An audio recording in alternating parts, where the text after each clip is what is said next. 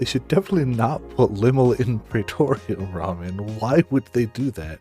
What person in the right mind would go, the crossover Final Fantasy XIV needs, not just in an optional side content, but in main MSQ important hollowed ground content? Limmel from Star Ocean, the single most obnoxious character since, I honestly think Bienfu beats her. But Bienfu's a small bit character in a game, and Limmel is a main character. That's the difference. Bienfu is objectively worse. I don't think I've ever encountered a video game character worse than Bienfu. They might exist, but I haven't played the game that they're in yet, so right now, Bienfu's the worst, still. Also, we get tangentialized before we even start in. Good day, good afternoon, good evening, everyone. This is Viper for Viperland, and I'm back here in Valhalla. Also, hey, Sora, Ramen, Grim, and Seventh, how's everyone doing tonight? Yes, I get it, but they put the story reasons so deep into the game that people quit the game before getting to those reasons. So I get it, but I still hate it. Sorry. So yeah, we're definitely not gonna make that electricity bill is the problem. We are gonna miss that electricity bill pretty likely. Yeah. Fine. Oh, who is that Lilum? A very good friend. Aw. Did we read this one yet? No, I don't think so. Your art isn't appreciated. Oh, no.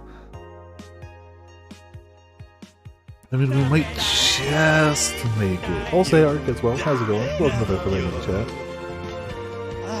chat. If we're lucky, we might... It depends on how much we make. We have to have a flawless day today.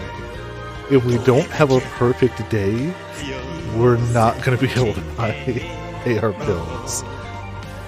So that's fine. Quincy studies the possibility of allowing imports. Glitch City is one of the few places on Earth that's strictly self-sufficient, with an import rate of only 0.8%. However, that might change due to the recent shortages across the city. Prime Minister Quincy reveals this morning that the government plans to have a more relaxed policy for imports. We won't lift the current control, but we can provide them foreign currency at a low fixed rate. That way we can secure essential items at affordable prices, Quincy told AE. Some experts say that private companies are no longer working at full capacity, which is unsurprising given news that Quincy government has seized most of them, resulting in the shortage crisis in the first place. So we decided not to steal all the city's funds? Good. Everything I hear about Quincy makes me hate Quincy. We've heard he bought all the companies, and we've heard that he's looking for permission to use the nanomachines inside people to simply shut them down if they rebel.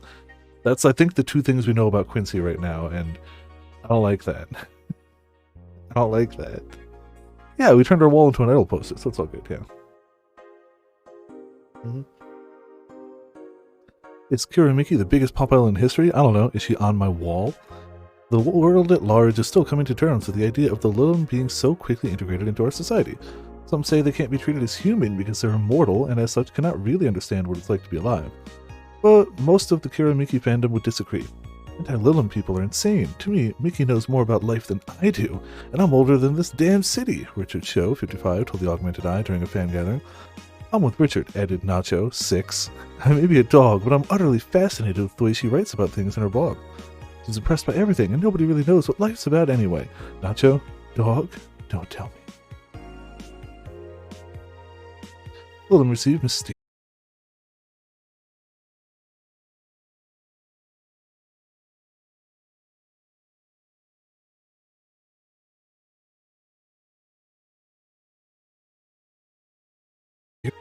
Contents are not clear, as most of the Lilum can't remember exactly what they had heard.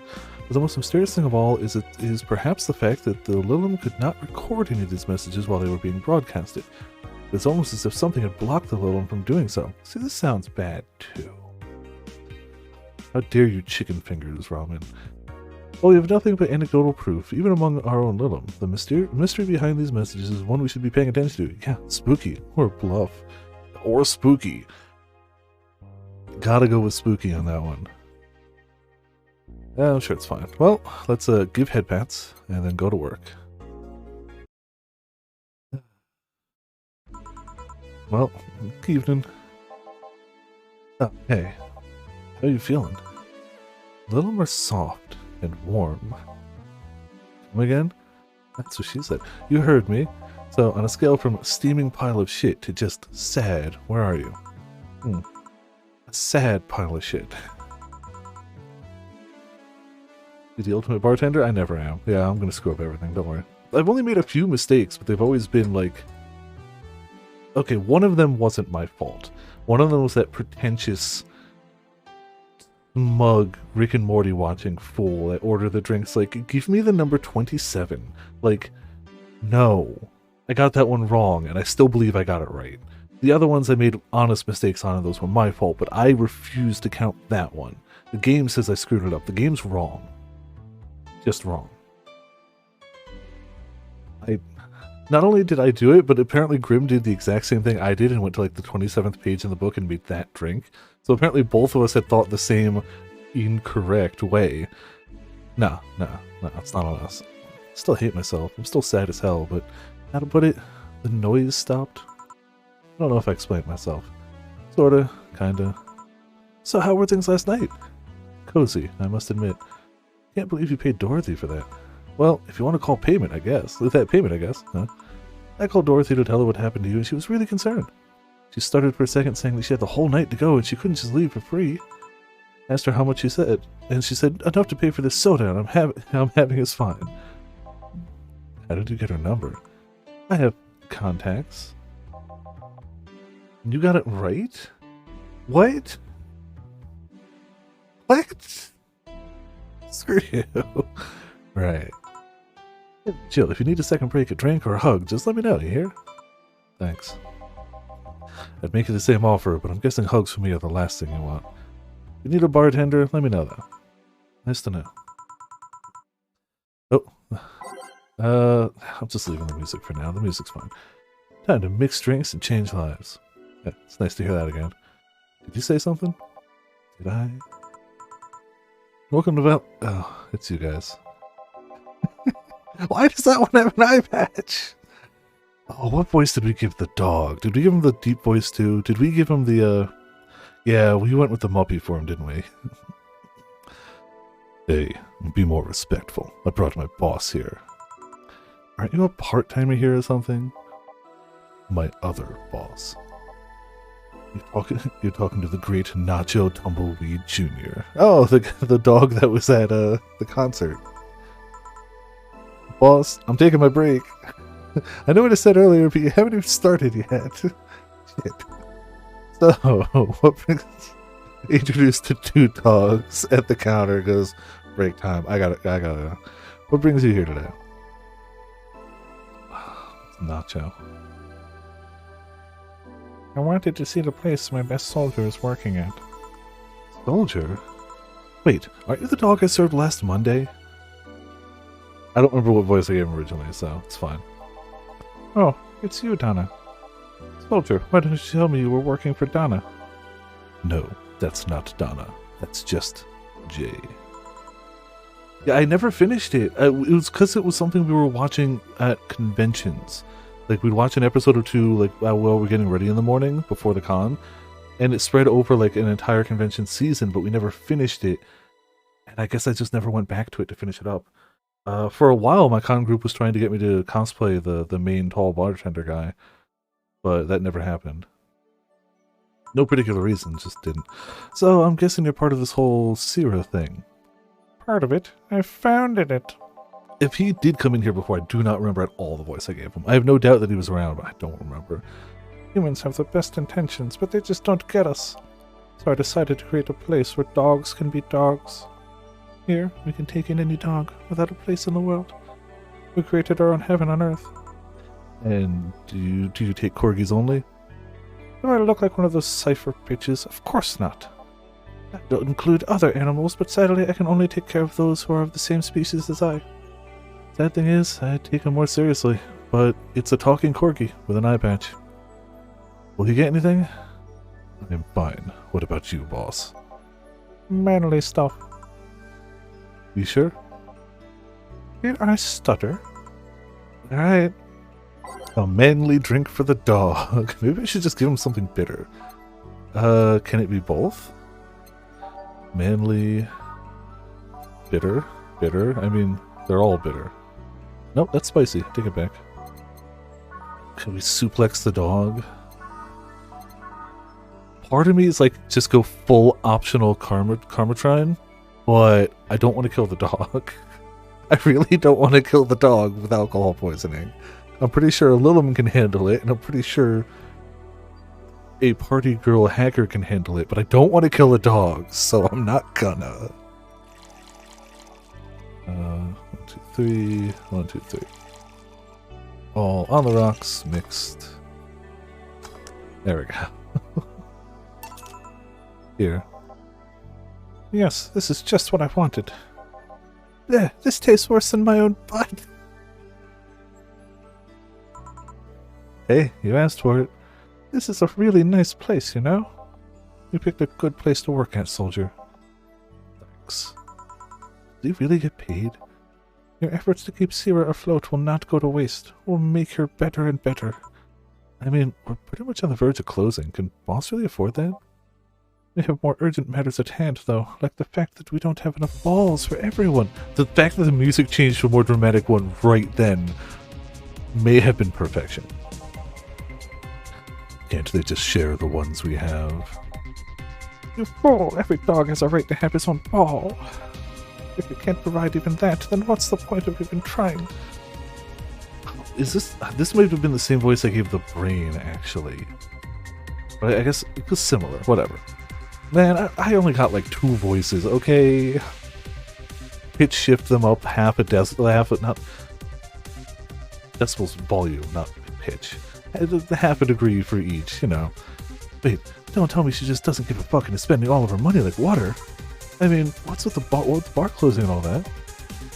But many have enjoyed the boxes more than they do the balls. Oh, so you've got a bunch of cats, got it. That's a good point. What do you think is cheaper? A box of... This is absolutely the same voice I gave the freaking brain. Whatever. A box of balls or a box of boxes? Are there boxes of boxes? Of course there are. How do you think they ship boxes? Tied together. Tied together? Don't be silly! Unless she's paying him straight from her pocket. Boss is that kind of woman. This world is filled with all sorts of recursive madness, you know? There's something about a corgi wearing what appears to be a turtleneck sweater at a bar, drinking a manly drink with an eye patch. Excuse me, sorry. Saying that line, that's just...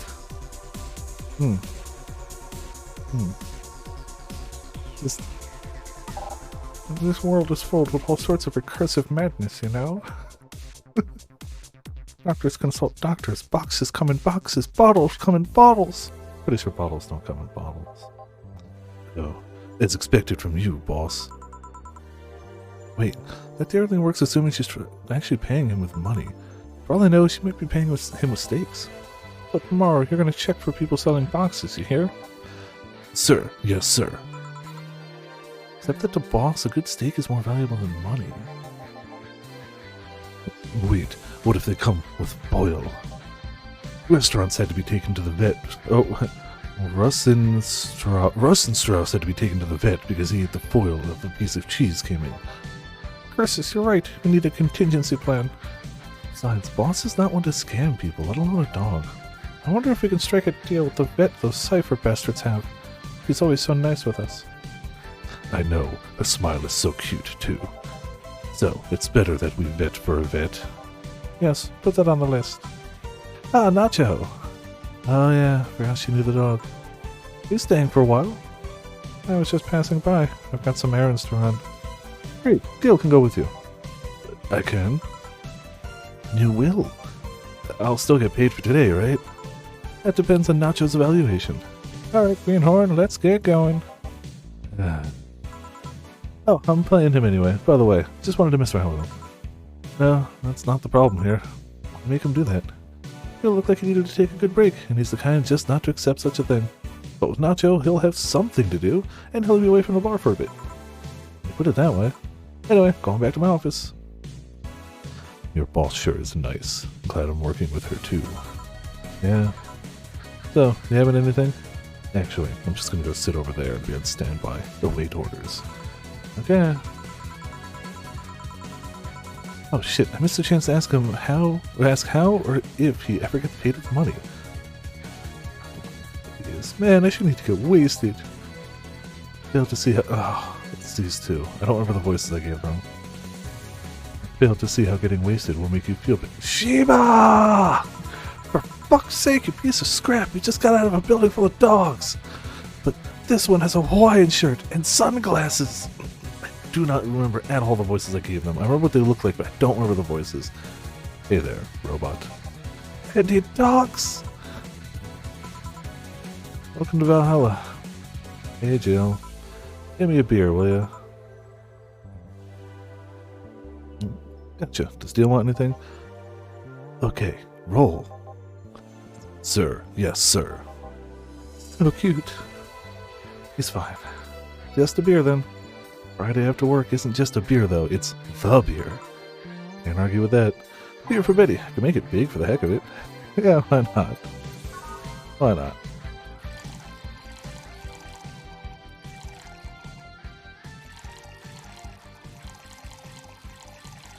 All mixed. Yeah. Yeah, let's make it a special. Yeah. Cheers. Hey, Jill, do you like beer? The amount of beer cans in my apartment is becoming a problem, actually. I had this friend back in high school who made some pretty nice crafts with them. I'm still in contact with him if you're interested. No thanks. The last thing I need right now is more crap taking space. So, how are things up at Dogtown? Well, that Laura girl is stirring things up for better or worse. For worse? She's, like a rabbit. An overly politically correct rabbit. So she argues politics with people while boning? It's gotta be a mood killer. Like, it's gotta be, right? Rabbit? Never had a pet rabbit? They're a nervous mess that gets startled over the littlest of things. Oh, that type of rabbit behavior. I mean, while that is 100% accurate, just totally and absolutely accurate, that is not what your average person thinks about when you compare someone to a rabbit. Just saying. Just saying. And this girl is on the constant lookout, scared of saying something that might irk someone. Doesn't have to be the person she's speaking with even. It's no problem being in company, but the other day we went out together and holy shit, our girl can't speak properly. She pauses every sentence to make sure she doesn't say something offensive. She's a nice girl and it's sweet that she tries so hard to not offend anyone. Seriously, she tries too hard. You don't help either. Yeah, I think I just gave him stock robot voice. I don't remember what I gave him. No, it's not. No. I absolutely refuse to believe that's a me problem. That's definitely, when people compare someone to rabbits, they're not talking shy and jumps at everything. If anything, I'd compare them to a squirrel or something like that. If I wanted to say somebody was like an animal that was jittery and reacted like stressed out at every single thing that happened, I'd say squirrel. Personally. Maybe there's no squirrels in the cyberpunk dystopian future though. What do I know? Huh? You randomly yelled, "What did you say?" whenever she's within earshot distance.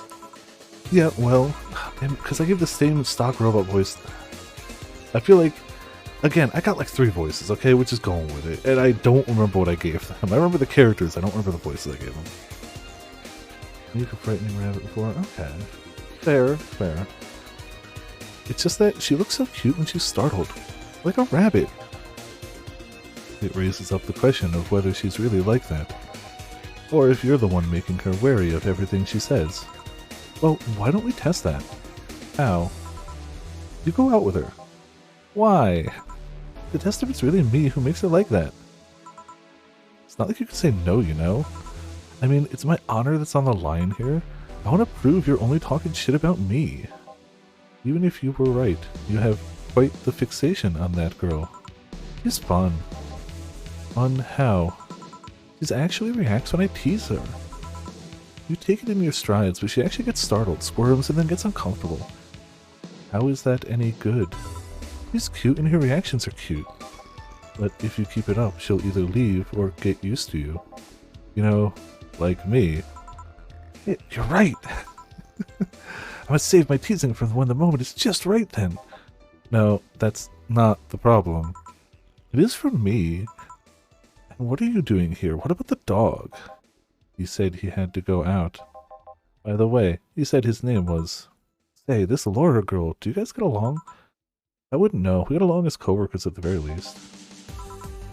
What kind of girl is she, aside from the whole politically correct rabbit thing? Slow. She's the kind that does things so carefully that she does them really, really slowly. Really, really slowly. Can't deny that when she actually finishes stuff, she does a great job, but it's unnerving. She doesn't actually have to be with us in the building, though. She's more like a freelancer. Why is she there, then? Because she likes dogs. And that's why I insist that you two would make a fine couple. That's a really superficial statement. It's like saying you'd be fine with someone because you're both women. Okay, bad example. May I say something?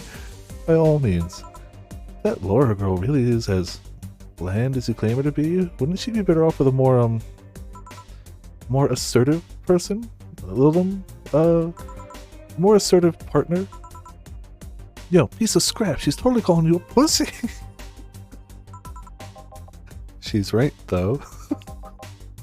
Sharing interest and being compatible are totally different things. But then you'd be underestimating the power of love! Whether you want to admit it or not, love changes people, for better or for worse. Who knows, maybe you'll become more assertive after spending more time with her. Or she'll drive me nuts. I guess that's a possibility too. Still, why are you so insistent on me and her getting together? Because she's like a cute rabbit, so someone might try to eat her out there. It'd be a lot easier to keep her in my sight. So, in short, your motherly instincts arose because of Laura. Why not see if she likes you? And you already tried to hit on her, didn't you? You make me sound like some skirt chaser. She's not into girls. How did you find out? I asked her directly. Of course you did. She seemed giddy afterwards, though. I heard her muttering something about meeting her first lesbian. Oh, that's gotta be. Oh. It was weird. Okay, enough Laura for a night. And refrain from using "that's what you said last night" jokes, or variations thereof, please. Party pooper. Let's get a drink then. Sounds good. I'll have a Bloom Light, please. Can we have Fringe Weaver? Bloom Light and Fringe Weaver. Alright. 1, 2, 3, 4. Giving her the big drinks tonight. Just cuz. All aged on the rocks and mixed. It's so unnecessarily brown. Spicy, promo, and bland are not the two things I'd want out of a drink. Okay, I don't know what promo is, but spicy and... How does it spicy and bland? How do you do that? No. I mean, whatever. Oh, one of these. Okay. You know what? Why not? All aged and mixed. Well, take it all. It tastes like nothing, but it's still spicy, but spice is a taste. Water with pepper flakes. Yeah, well, yeah, but then you're tasting pepper flakes, and it tastes like pepper flakes. Maybe I'm wrong. I don't know. There you go. I wonder why it's called a Bloom Light. Seems it was first developed at some video games event. The creator said something about making the attendees feel like their customers do. Said attendees were, of course, part of some big game company. Seems that company always used too much Bloom Light. Oh man. So what you're saying is it was invented in like the 2000s. Excuse me, like 2010s. 2010s we'll go with. So the bartender there literally made them drink all the Bloom. Oh, that's why it's so unnecessarily brown. Oh, it says Gears of War. It's Gears of War the drink. Gears of War is not the best or only example of that, but it is the one I think of. And I liked Gears of War. I played it, but like, that was like, I feel like when Gears of War came out, it was at the peak of that style where everything was gritty, realistic, overly bloom, and just brown.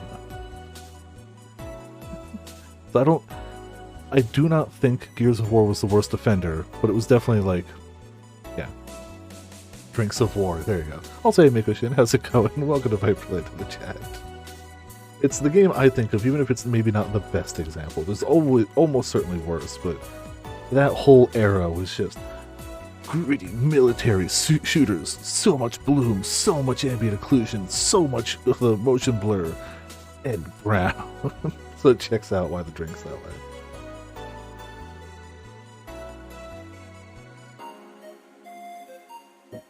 Oh, it's not called that because it glows in the dark? Not this one, no. Come to think of it, did you ever change because of a relationship, Jill? More ways than one, I guess. Would you say for better or for worse? I guess for the better. I'm too thick-headed to develop any new bad habits. Although, thanks to my first boyfriend, I did pick up a very annoying habit of correcting people's grammar on the fly. Pretty annoying when I think back on it. So, you were one of those kinds of people? As for me, sometimes I think I became more, what's the word? Cynical, jaded, bitter. Tired of the crap this world and everyone in it throws on a daily basis. Hey, I'm just quoting you. But yeah, I think it became all that because of this one girlfriend I had in college. She got me into the whole activism thing in the first place. I almost said Activision, and it's like, no, not that. How is that bad? We'd all go and protest, we'd start all kinds of movements to see things change. I really got into the whole thing. But whenever I wanted to get more serious, I'd find myself coming up against a wall. That wall is an analogy for the fact that not everyone is willing to go that far. I found out pretty fast that most of them were in the whole thing because of some shitty fad. Not because they actually believed in whatever movement they were championing. So I moved from group to group only to find people who were in it because of a fad. When they were not in it because of a passing fad, they were of the dangerous extremist kind. Yeah, oh man. Partner that gets you into Activision. Ugh. My tolerance for people's shit was greatly diminished after all that. So it wasn't so much the person you had a relationship with, but rather other people? You seriously never thought about it that way? You need to stop putting the blame for what you do in past relationships. Whatever. Damn it. Doesn't, like, Little Innsmouth have, like, really great sushi and stuff? Whatever. It's the cat ones that don't line up the way they logically should. It's, yeah. Where's the other guy, by the way? Meow. Yeah, like, they made sense when I made them, but now when I try to call them up, I'm like, which one was which again? It made perfect sense when I said them, but, you know, he had to escort one of the dogs outside. Figures. Oh, yeah, the one that was here asked if you were the nice vet lady that works at Cypher Toy Company. I suppose he's interested in talking to you or something. Probably wants to know if you have boxes and if those boxes have boxes in them. Why didn't he do it then? I don't know. You've been doing a few jobs on the side, haven't you? The pay from the dogs isn't enough to keep up with the mounting debts. I don't know how you do it. Excuse me. It's hard to believe dogs pay you at all. But this is coming from someone working at a place that pays a dog for doing fuck all. Yeah, we haven't seen the dog do anything yet. He hasn't served a drink.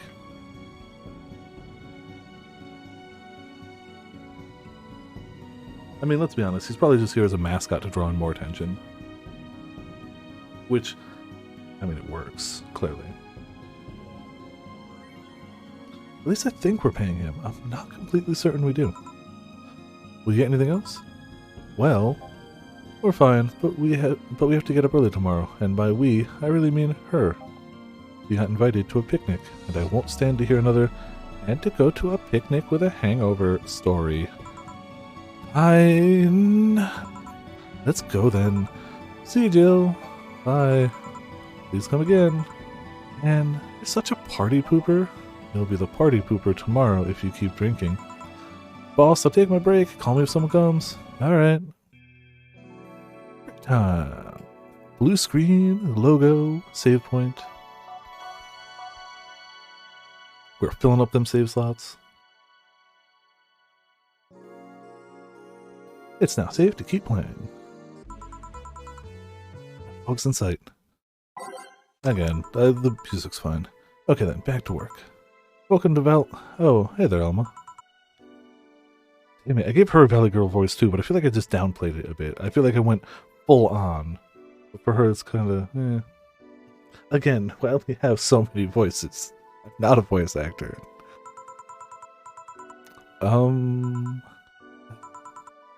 She seems down. Maybe there's something I can give her to cheer up. I don't remember what she likes. Oh, I don't remember what she orders. This is the problem with, like, actually spacing it out a week. What does she order?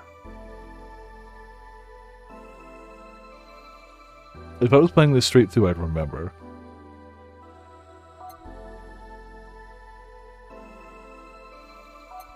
Packing some Doban Honkaros. Well, yes, clearly she does. Well, no, I think she was always talking about boyfriends, actually, but she, no. Titty. Yeah, well, she at least likes that too, if nothing else.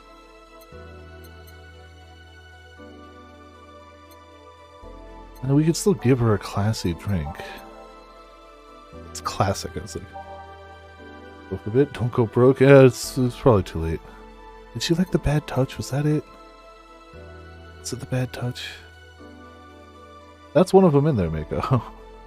The Opie command has many options. That's one of them. I'll go to... Let's give her a big one at least. A big bad touch. A real set of badonkas. Like, see, close.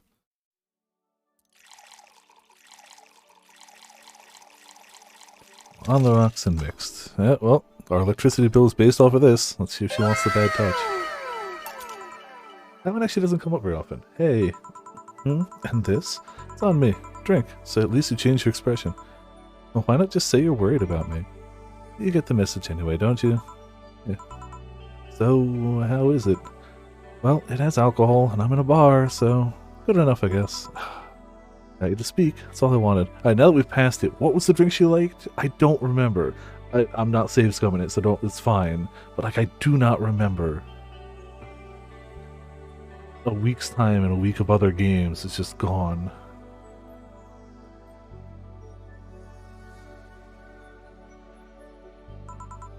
What, you're gonna jinx me or something? We could say she likes... Oh, Brantinis, okay. Yeah, well, it still worked. Hopefully that... She didn't say it was wrong, but it probably wasn't like... I didn't lose points, but I clearly didn't gain a lot of points. No, but you being down and silent is uncanny. You're making it sound like I'm some sort of windbag. You know what I mean. Yeah, I do. Thanks. So, why are you deflating? Deflating? When I got sad and started sighing repeatedly, my grandpa would warn me that I would start deflating like an old tire if I kept it up. So, what is it? Was it the news about people dressing in bunny suits after the whole Alice Rabbit boom? Nah, that's old news.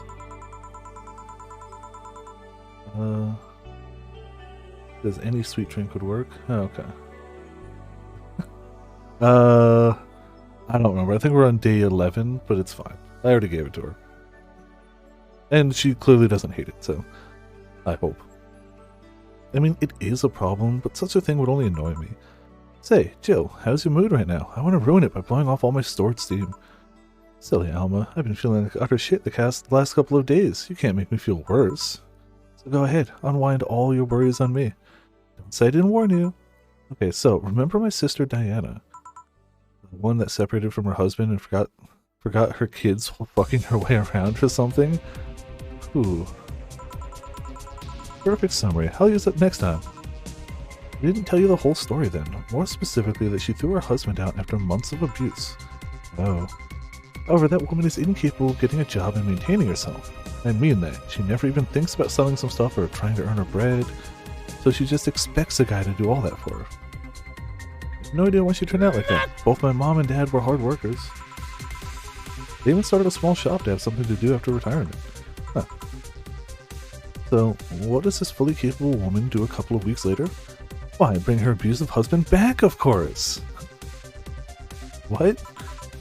Yeah, and the guy spent a couple of days with her before leaving her again. He had a nice couple of hot, steamy nights and then left. Well, you acted kind of like my little brother and sister after hearing that. But the story doesn't end there, oh no. So she's broke and can't even get enough for a bus. Even though she'd probably be glad to sell her ass just to get money. And it was up to me to pick her up. The last couple of days she left her kids with my parents. And being such sweet angels, they've made a mess out of the whole place. Bernardo and Ava are actually staying with me a couple of days to give them some peace. Doesn't help that I never got along with Diana. So we're in the car and she asks how her kids are. And of course, after all the built-up tension, I just explode? First I started ranting about how her kids are growing up seeing some messed up stuff. Started scolding her about not taking responsibility, about not taking proper care of her children. Tell her that she's in no place to have all these escapades. And after all that, she just says, "What the hell do you know? You don't have any kids." Yeah, you slutty skank. I don't have kids, but I'm not broke just because I refuse to take a job. I don't have kids, but I'm not leaving them in the first barely familiar house I find. I don't have kids, but I'm not letting the guy that hit me on a regular basis back into my bed. I don't have kids, but I pretty much raised Ava and Bernardo, and they've turned out pretty damn well. I don't have any kids, but I'm not a cheap whore! Ah! Damn. I don't know what to say. There's nothing to say. I love my family and I put them above all else, but Diana is seriously pushing the boundaries of what I can allow. Any way I could help? You just did. I know who I'm dealing with. I'm not one to let stuff like that get to me. I'm still angry as hell though, and I couldn't just discuss this with any of my family members. I can't just tell my mom, "Your daughter is a slut." I just needed to get all this off my chest, you know? Well, from what I see, there's still a lot more to get off your chest. It's swollen as fuck. Nah, all you see here is filled with love and dreams. Is everyone in your family as musty as you? The worst offender is my dad, actually. Kidding. I guess the only ones that didn't get the big boobs gene was Ava. She insists on getting surgery or genetic treatment, but I tell her she's fine the way she is. These can actually be more of a hassle than a blessing. Poor Bernardo, his breasts have actually started growing when he was 8. Just hope I don't take too much from the other side of the family. My father's sisters still look quite young, but when menopause hit, my mom lost her looks rather quickly. Any good genes you got from your family, Jill? Good enough skin and hair, I guess. There's a thing about a shrimp allergy, but so far I haven't had problems with that. Yeah, oh, it absolutely is. Yeah, you don't know what I'm going through because you don't have kids, so you just... Yeah, no. Don't get me wrong. I truly believe that raising kids is a full-time and stressful thing to do. I do not doubt that in any way, shape, or form at all. But having kids doesn't make you a better person than people who don't have kids. Conversely, not having kids doesn't make you a better person than someone who does have kids. You're all just people. Treat each other with respect. Come on. No, I see. I've seen so many posts of, like, child-free people, like, dunking on people with kids. It's like, why? You made your choice? Cool. Awesome. Don't dunk on other people. Or people who, like, all these people without kids, like, I've legit seen, like, Twitter posts of people who are like, if you don't have kids, you should let the parents do, like, the front of the line at Starbucks, because they're in a hurry, and you don't know what that means. Like, both sides are just like, just shut up. Just live your life. Be happy. Hey, you know what worries me the most about the whole Diana situation? How your nephews are turning out? If she leaves them with my mom, they'll turn out better than her somehow. Actually, what worries me is, what if I end up like that too? How so? If I find a good man and I settle down, what if he turns out shitty? What if I have a sudden burst where I want to live my life and end up like that? What if I have kids and end up neglecting them because of all that? Excuse me, sorry. If you ask me, the fact that you're even worried about it is an indication enough that you'll be fine. You think? I'm pretty sure. You said before that she's pretty much married the guy after a couple of months, right? Yeah. No offense, but those are the kind of people who wouldn't even think about all that. Besides, if any guy ends up marrying you, it's because he passed your irrational standards. Hey, am I lying? No, but there are things best kept as unspoken truths. I wonder if I'll ever find a good guy. You will. You'll know when the time comes. Sure, I hope so. For now, the time has come to get another drink. What can I get you? Give me something with ice, but alcoholic, please. Alright. Ice and alcoholic. Now, how hard do we hit her is the question.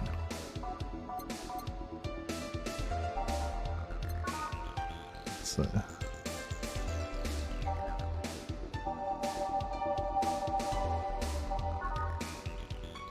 rocks and mixed. Could give her a bad touch. It is on the rocks and mixed. Alcoholic. We've already given her one.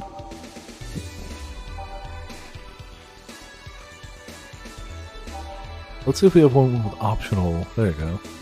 Aged and mixed though. Optional blended. Aged. That's it. That's your opener. Also, hey bots, how's it going? Welcome to Viperpunk in chat. Is Suplex alcoholic or is Suplex on ice? It is. We can suplex her. It's not quite a Potemkin Buster, but that's the closest we got, right? We've had Drunk Alma before too. It's the thing. That was when she started talking about like the number 27 will haggle you to get a Catholic marriage. There are big titties sitting behind the desk. From our point of view, yes.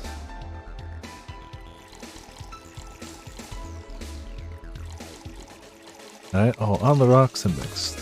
Time to suplex. It's manly. I don't know if she'll like it, but whatever. We're gonna give it to her anyway. There you go. Thanks. I needed to cool down a bit. That's why I'm here. So you said you felt shitty the last couple of days. Why? I don't think too much about it. Oh, come on. You heard my problems. I want to help you too. Don't worry too much. Right, I almost forgot to tell you something. What is it? My boss is throwing a mega Christmas party this Sunday. You want to come? Sure. Something tells me this mega Christmas is going to be a mess at my parents' home, so I'd rather avoid it.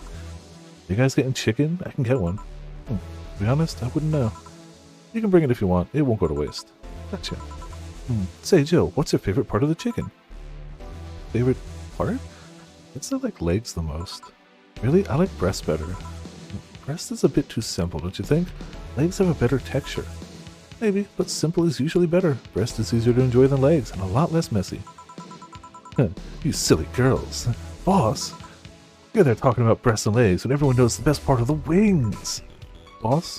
What's that? Spicy chicken wings. Where did you get spicy chicken wings? From a spicy chicken? Spicy chicken. The shop 2 blocks from here. Yeah, sure, on chicken store. Definitely. Yep, that's what you meant. Sorry, let me rephrase that. Why are you carrying a bucket of spicy chicken wings?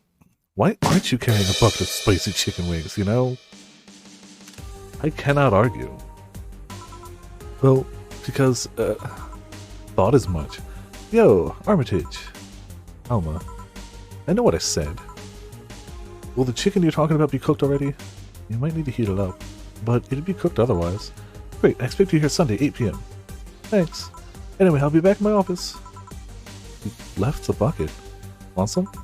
Don't mind if I do. Oh, mild spice, nice. Weird, maybe she got a mix-up order and that's why she left them here. Usually order strong stuff. I found buckets that make my throat itch just from being near them. Oh. Say, Jill, what kind of guys do you like? A sudden question. Not too picky with guys, to be honest. I want them to be decent enough.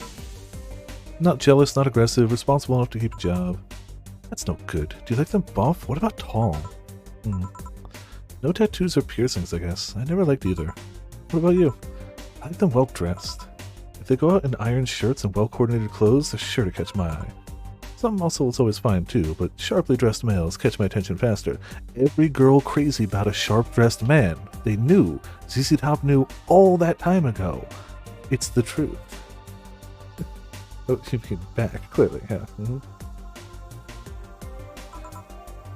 Yet you're still single. That's how I like my men. My potential husband, on the other hand, is another matter completely.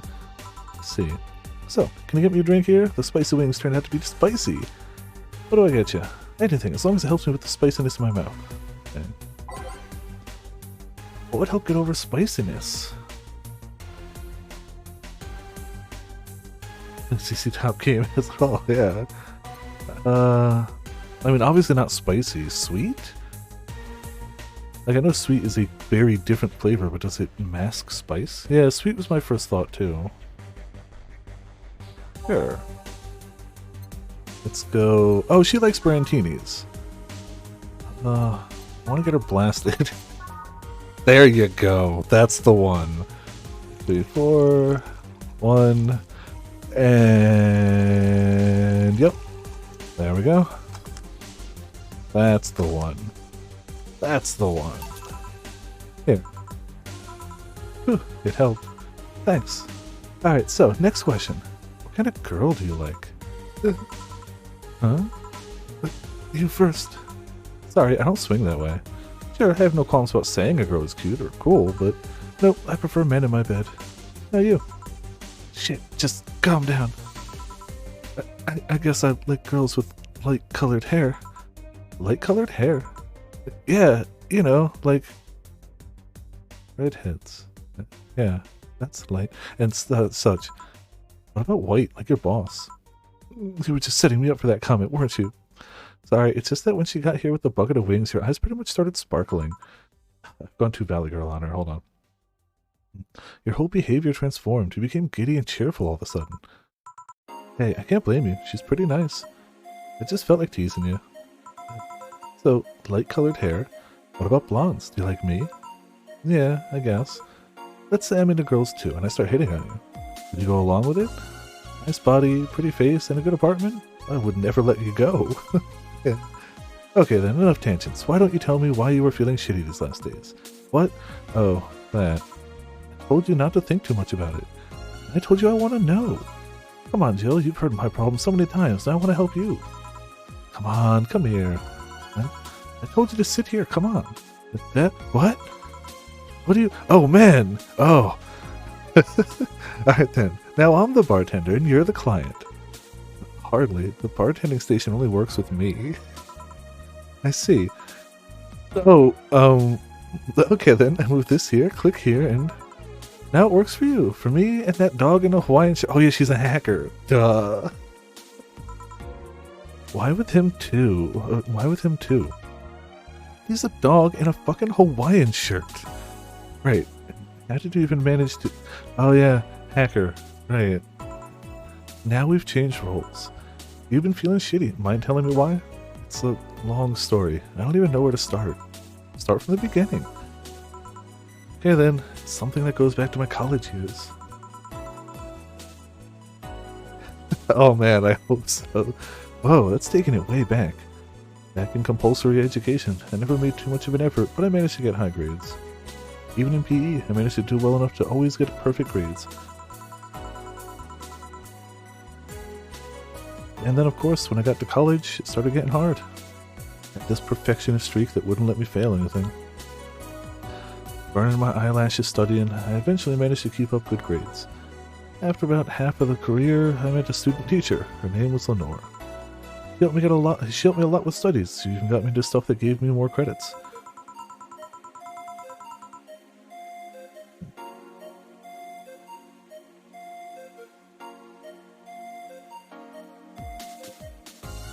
I really liked her, and after some time I found out she liked me too. Oh ho ho! We started going out, met all of her family even, and... You want a drink? What?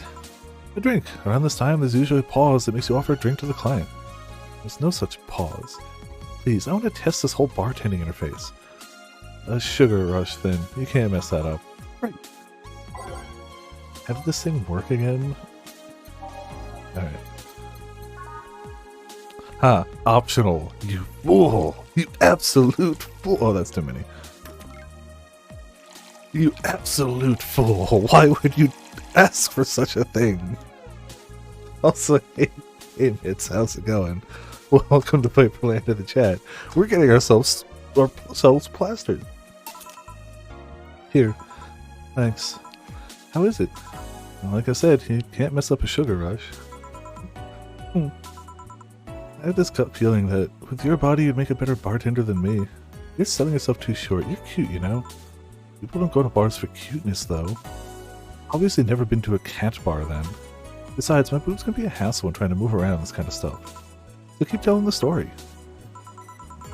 Well, as the career went on, it got harder and harder.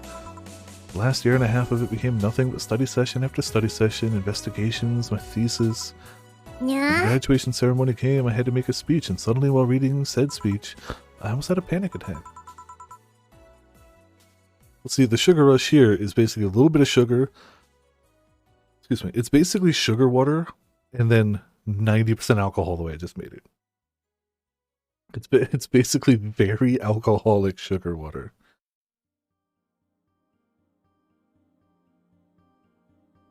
Fear of public speaking? I realized I lost about a year and a half of my life. I tried to remember if I did anything fun at all, but all I could remember was studying and investigating new topics. I didn't even enjoy doing all that, so I was just standing there and the satisfaction of graduation was minimal. I realized I'd only gone through the motions day after day from high school to graduation. I felt like whole years of my life had slipped through my fingers.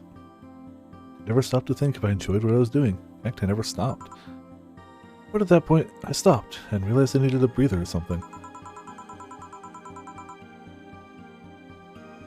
Did I even like that career? It was all terrifying as hell. I needed all of my strength to not start running like a panicked mess. So a couple of months later, I get an offer to start working at this big research facility. Lenore was ecstatic. She was so proud of me back then. But I was just scared. That would be my job. I'd spend my life expanding on what I did during that year and a half. What if I had a sudden realization like the one I had at graduation, but when I turned 40? Yep, it's us. We're getting ourselves drunk. I didn't know what to do, but I sure as hell wasn't taking that offer. We just swapped. The blonde's behind the counter now. I told Lenore and she freaked out. She confessed that she was jealous because she never got such a chance. Things devolved pretty quickly. She said one too many things. I said one too many things. In the end, I just stormed out of her house and I broke a vase in the process. After that, I never spoke to her again. Damn. I'm sorry. I suddenly feel bad for pushing you to tell me all that. Why are you feeling shitty about that after all this time, though? Unless you've been feeling shitty for years. I have, but it's not just because of that. Eh? Yeah, Alma hacked it, because apparently the bartending stations are only for like one person, but Alma could just hack things, so that's like, doesn't matter. She also made it so the dog could use it, and I fear what's going to happen later. The other day, Lenore's sister, Gabriella, came to this bar. Apparently, Lenore died last week. Localized nanomachine rejection, a heart attack. Apparently she had it for a long time, but never told anyone. And coincidentally, it got worse after I left, and I just can't stop thinking about it. I wondered if me being there would have made a difference. And if it's true she had that for a long time, why didn't she tell me she was sick when we were together? I don't know, I just feel like all kinds of failure. And to make it worse, I also lashed out at Gabby.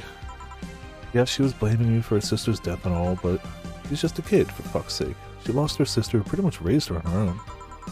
That's sad, yeah. And on top of it, then to top it all off, I suddenly can't remember what stopped me from apologizing.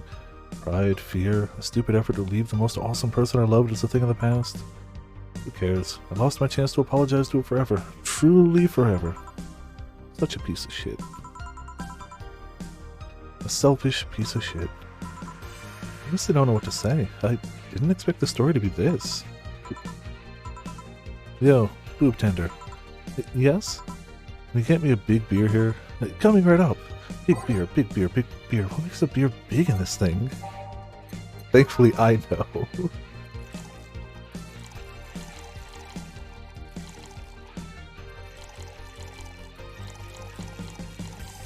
All mixed. Hopefully this is enough alcohol. Big beer for Joe. Thanks. Need to remember to take care of the cans in my apartment. Do you drink lots of beer? One of the perks of the BTC issued liver implants. One of the perks of the BTC issued liver implants is that I can drink lots of beer without getting too wasted. Ooh. Hey, Jill, what kind of girl was Lenore? Well, strawberry mojito? Never had a mojito, but I like strawberries. She was calm and smart. Back in college, I was too thick-headed and got riled up easily. Stressed was my default state.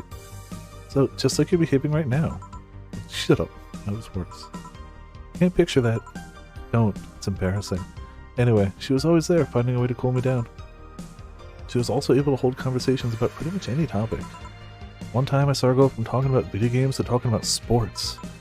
All of that, that's the biggest gap a conversation can have is from video games to sports.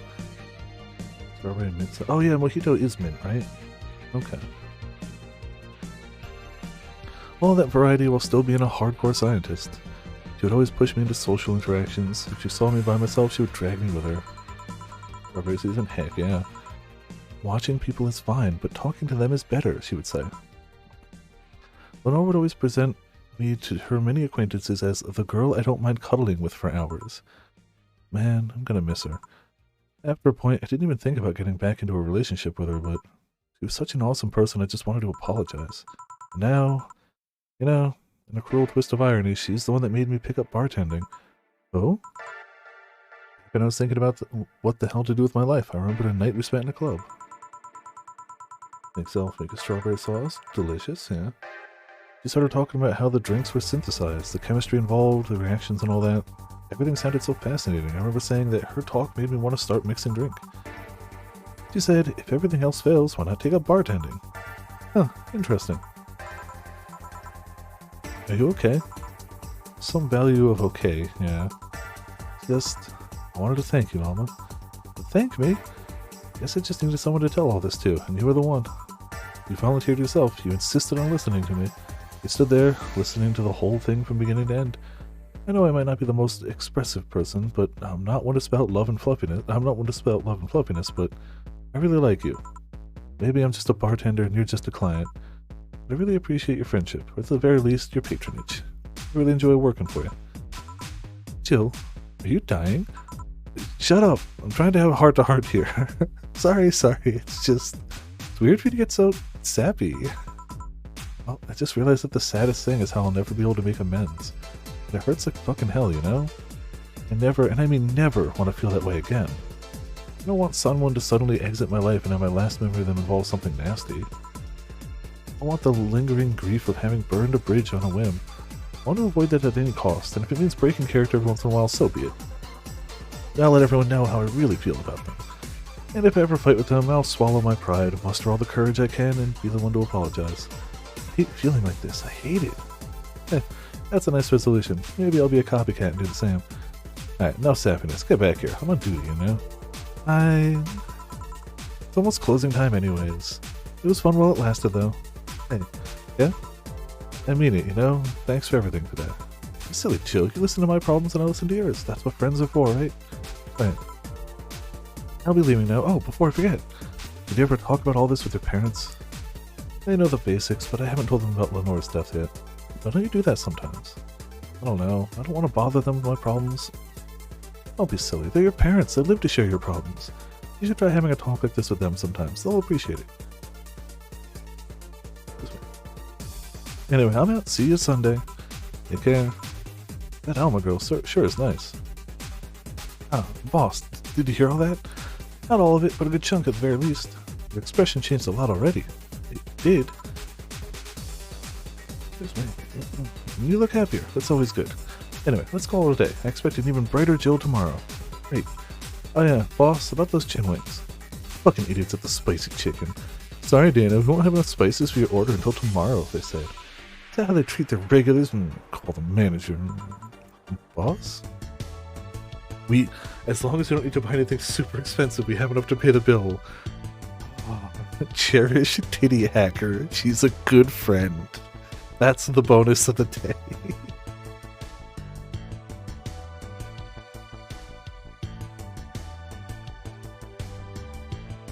You heard the boss praise the titties. And hackers, but...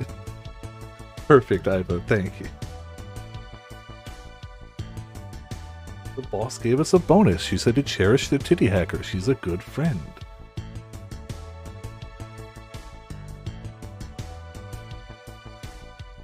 Mistake 0, no mistakes. 30% commission. We have just enough. Please don't want anything expensive. Your account was charged $8,000 as payment for your electricity bill. Have a nice day. Jill's power didn't go out. This gives her peace of mind, and now she'll focus. Cool. All we had to do is cross that line. Okay. Cool. We made it somehow. Ah. Bill paid. Didn't you have a boyfriend named Bill?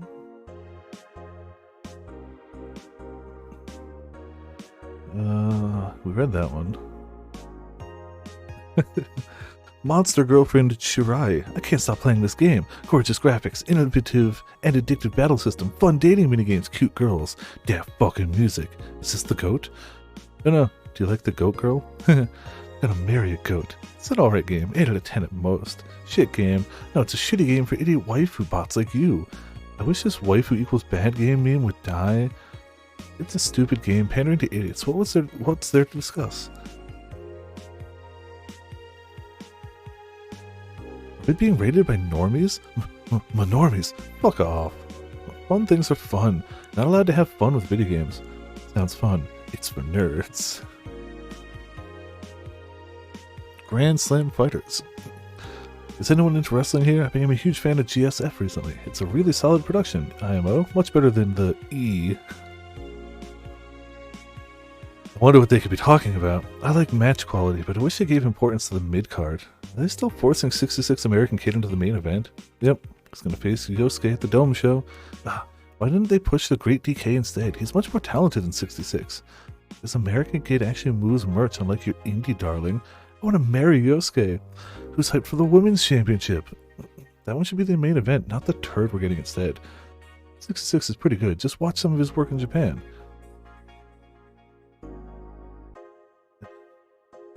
Absolutely. Oh no. Oh no. Oh, okay. There was a cross. Oh yeah, there was a crossover with Girls Frontline. Yeah. Totally remember you guys playing that. Everyone tells me 66 was better in Japan, but all I see is the locks and arm bars. Nothing that impressive. Wrestling is fake. Amazing how I know all the words and yet understand nothing. Go here. Model Warrior Julianne returns this February. The classic magical girl show, Model Warrior Julianne, coming back to public television this February after almost 2 decades of absence. So it's a money-grabbing reboot. Okay. Even though the show has been on every on-demand service for a while now, most of Glitch City's citizens need to think twice before subscribing to any non-essential services, especially the lower classes who have a limited number of internet purchases per year. That's a really weird middle paragraph there. The show's return is certainly welcome. Today's parents will finally be able to share a piece of their childhood with the kids without risking dinner or breakfast. Is that a tear in your eye? No. Nanomachine rejection has taken 80 lives this year. The Health Observatory just released their annual report on nanomachine rejection cases.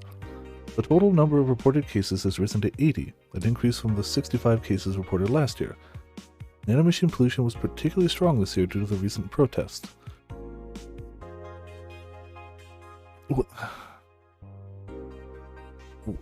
Okay. I don't get how protests mean nanomachine pollution, but oh, it's loaded right there. Protests caused the police force to release new varieties of nanomachines. Their function is still unclear, but according to our sources, they're intended for crowd control purposes. It's unlikely we'll find a cure in the near future. We can only hope cases like these will become rare in the following years. Well, I'm receiving mysterious messages.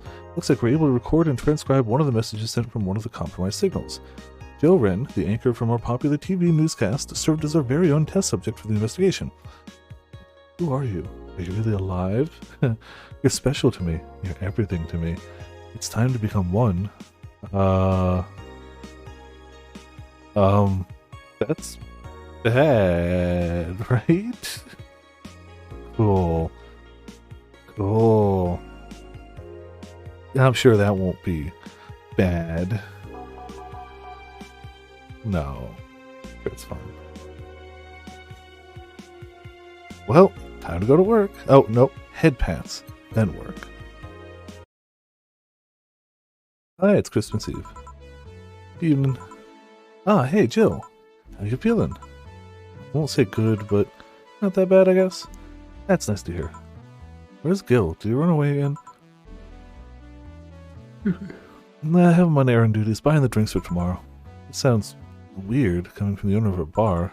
Every drink from here would come out of our own funds. So if we're going to spend money, we might as well get more variety. Besides, those kind of walks are always good for Gil. The boss. Who's coming so far? Well, there's the three of us, the dogs. You invited Titty Hacker. Gil invited Jamie. Oh yeah, I also invited Dorothy when I called her to spend the night with you. Sounds good so far. I invite anyone else you feel like inviting. The more the merrier. I could, but I bet everyone's made plans by this point. It's true. I'll be in my office. Call me should anything arise. Alright. You know what? Let's mix it up. We've been on the same soundtrack for a while. Alright.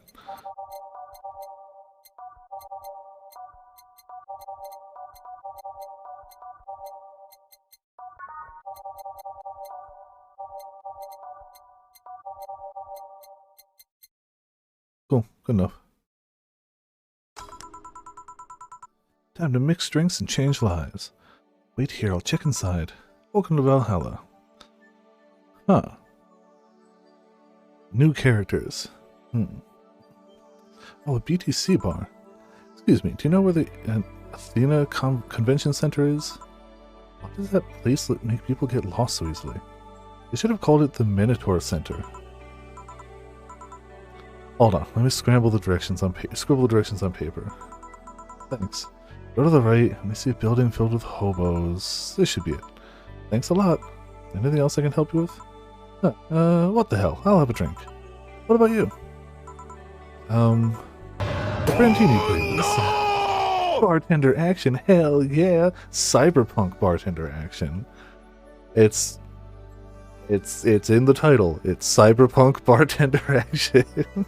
You're a bartender. It's in the cyberpunk future. You tend bar. Also, hey Birdie, how's it going? Welcome to Viperpunk in the chat. Right. Girl asks for Brantini. Lilum freaks me out. Alright, well. Brantini. 2, 3, 4, 5, 6. 1, 2, 3, 1. You don't get double, because you're new. We don't know. All aged and mixed. Alright, here you go. Here you are. Thanks. It's an interesting outfit in this cold season, Miss Bella. Well, I'm actually cosplaying, so call me Bella for the time being. Ah. And your Lilum friend is Estenia. Get it, you're cosplaying too? Sure, let's go with that. Have you heard of a game called Yik Bartender? The cult classic game that has seen like 3 remastered versions made by 6 different companies this year?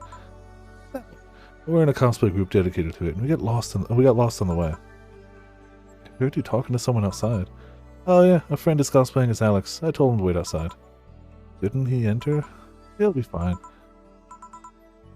Something amiss? There's a girl behind you. Short hair, black sailor uniform, missing an arm, wearing jeans under a skirt. Now, don't spook the bartender. Spook? Anything else? I'll get a fluffy dream and be on my way. And you? I'm fine. Vela asked for a fluffy dream. The Lilum still freaks me out. Alright, fluffy dream. Oh, optional, you say. Optional means that, right? That's what optional means? Yeah. Here. Yep, this is the thing.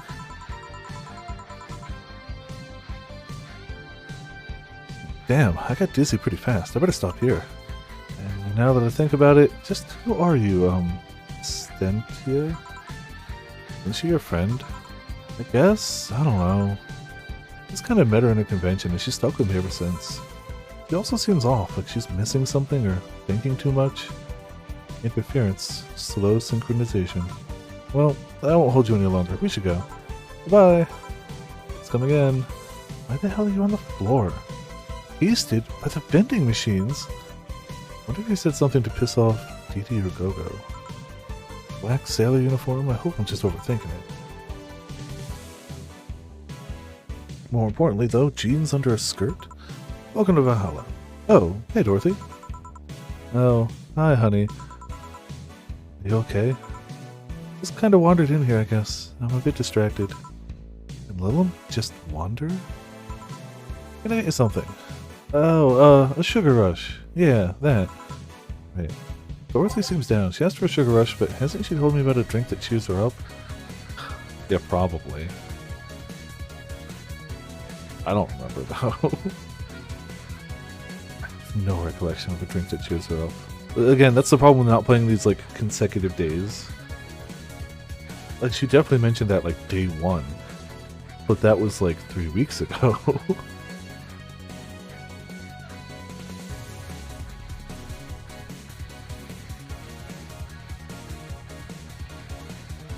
I know everybody laughs at the bad touches, but I don't remember if that's what she likes.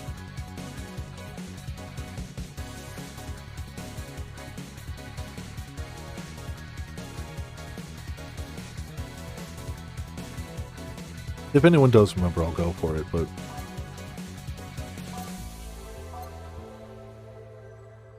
Because again, if I was playing these... If I played this in over the course of a day or 2, I'd remember that. But... I'm not.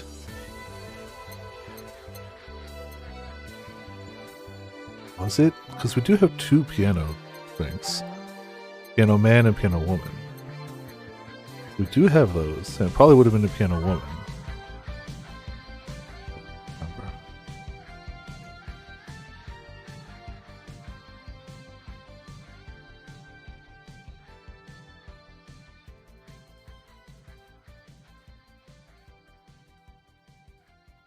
Worth a try. We already paid our bills, but I don't want to piss off Dorothy. She's been good to us.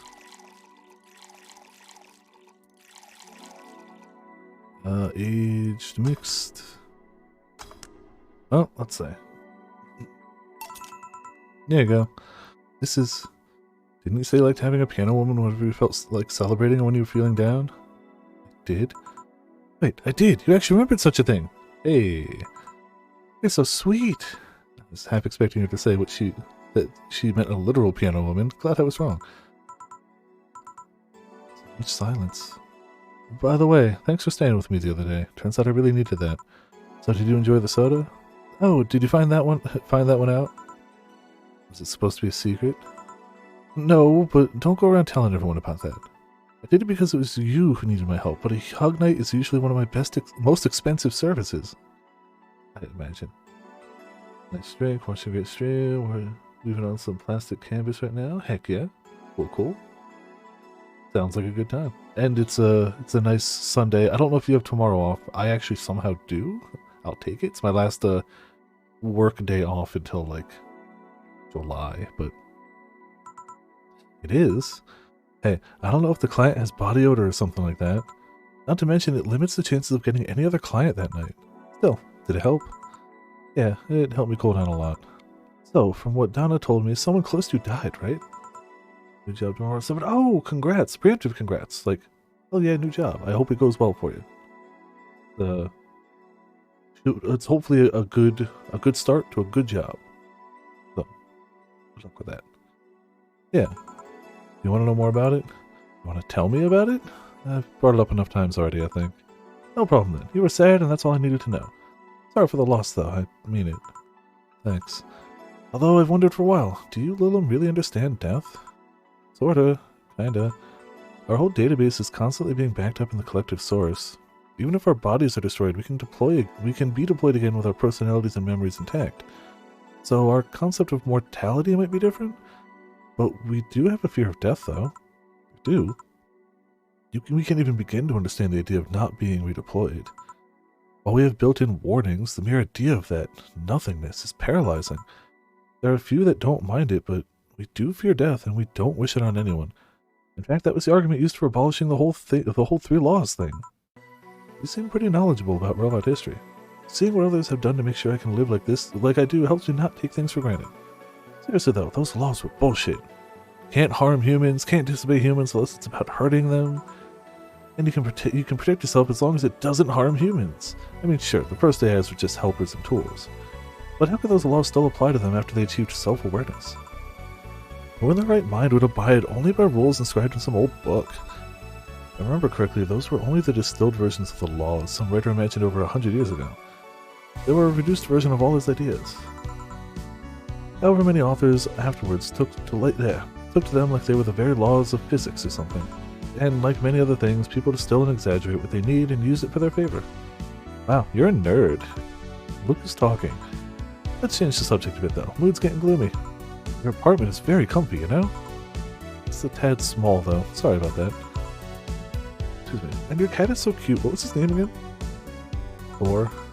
Why 4? It's a good question. Figured if you ever got lost, at least I wanted to be able to yell 4. Okay. Okay. It happened once. You'd be surprised at how many golf players you went into.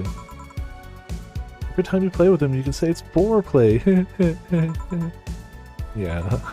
He was also named after someone. Really? Who? A Lilum kid that wanted to transcend. What? A movie character or something? Sure, let's go with that. You want anything else? Let's see if you know me that well. Give me something I'd like. Oh, god damn it. Okay then. You know what? Going with bad touch. She'd order a bad touch. A big bad touch.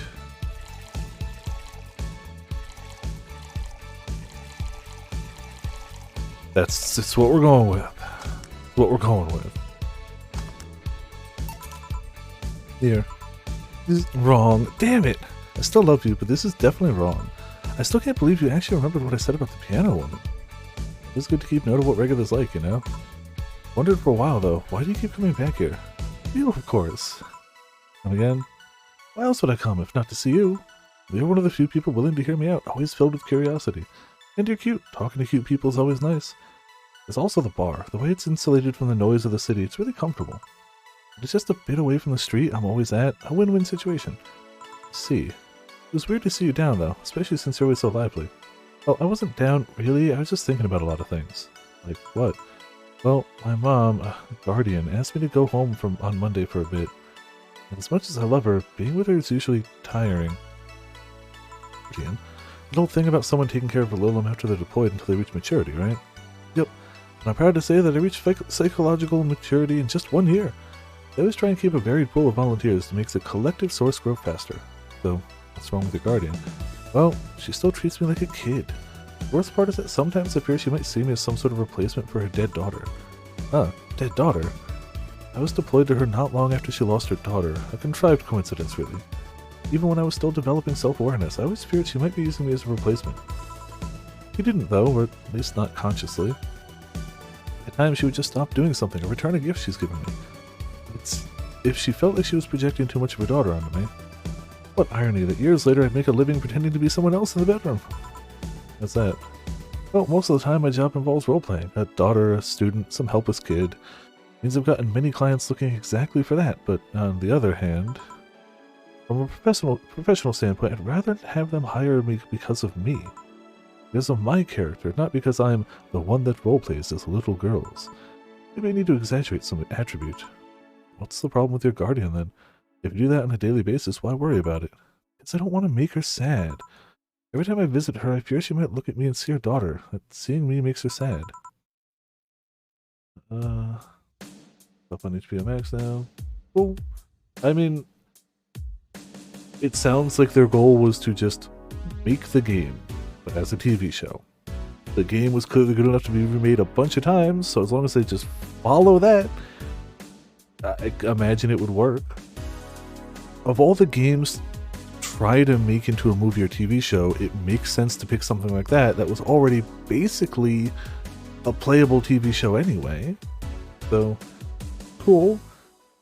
I don't think I care enough to watch it, but glad it's not bombing, I guess.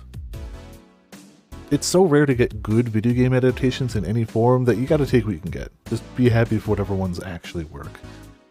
At this point, I don't even care if she's projecting her daughter onto me. I just don't want to make her feel sad. You try talking with her? How so? Telling her just what you said to me. Clear up those fears. I mean, unless she's not the kind to want anyone opening up to her, that is. I never really thought about talking to her about that. This doesn't sound like something you just bring up, though. Keep it in mind, at least. Maybe she'll appreciate the gesture. I wouldn't know, though. I haven't met her. She's a really nice woman. The problem is mostly with me, I think. Well, I think I'll go now. Thanks for letting me in here, honey. My boss told you about the party tomorrow, right? Yep, wouldn't dare to miss that. Okay then. Alright then, see you tomorrow. Good luck. Can't believe I gave her a drink she didn't like. And that's it. Boss, I'll be taking my break. Alright.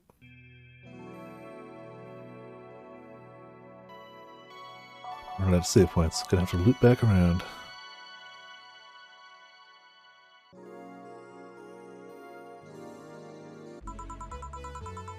Need to remember to buy more cigars. Yeah, music's fine. I'm back. Did I miss something? Let's see, got the worst PPV main event I've ever seen in all year? Not really, no. Alright. Going out? I'll have a word with Gogo outside. He was so hyped for that match. He must be devastated. Okay. Welcome to Valhalla. Oh, hi, Say. Good evening, Jill. How are you doing? The nightmares have stopped, so I'm sleeping better. Huh. How about your injuries? My bones are healing nicely. My wounds finally closed, and the scars itch a bit, though. It's Brahmin. Well, that's good to hear. Oh, hey, Brahmin. We, definitely didn't give Dorothy the wrong drink by mistake, after giving Dorothy the right drink by Pot's request. Are you by yourself today? Yeah, I'm running a couple of errands by myself today, but I wanted to come here for a while. Also noticed the big guy from last time is outside. Buster, Stella doesn't want me being alone while I'm still healing, so she suggested taking him with me. Oh, she's recovering from terrible things. What can I get you? Something cold. Sure. Something cold for Say.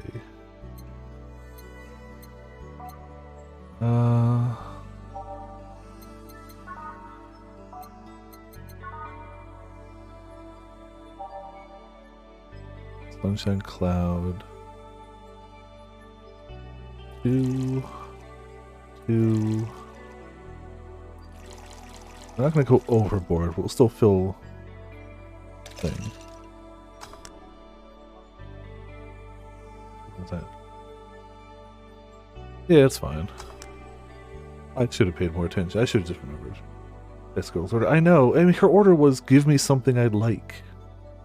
Or, like, give me something I'd order. Like, it's been a week. I don't know.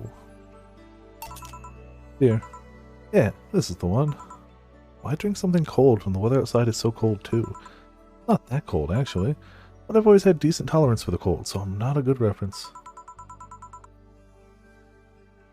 Well, I mean, it's assuming she would have mentioned it last week and not like, yeah, who streamer has perfect memory. Yeah, clearly. Harry Chun-Li's super. I mean, I could be taking notes for what it's worth. Nothing's stopping me.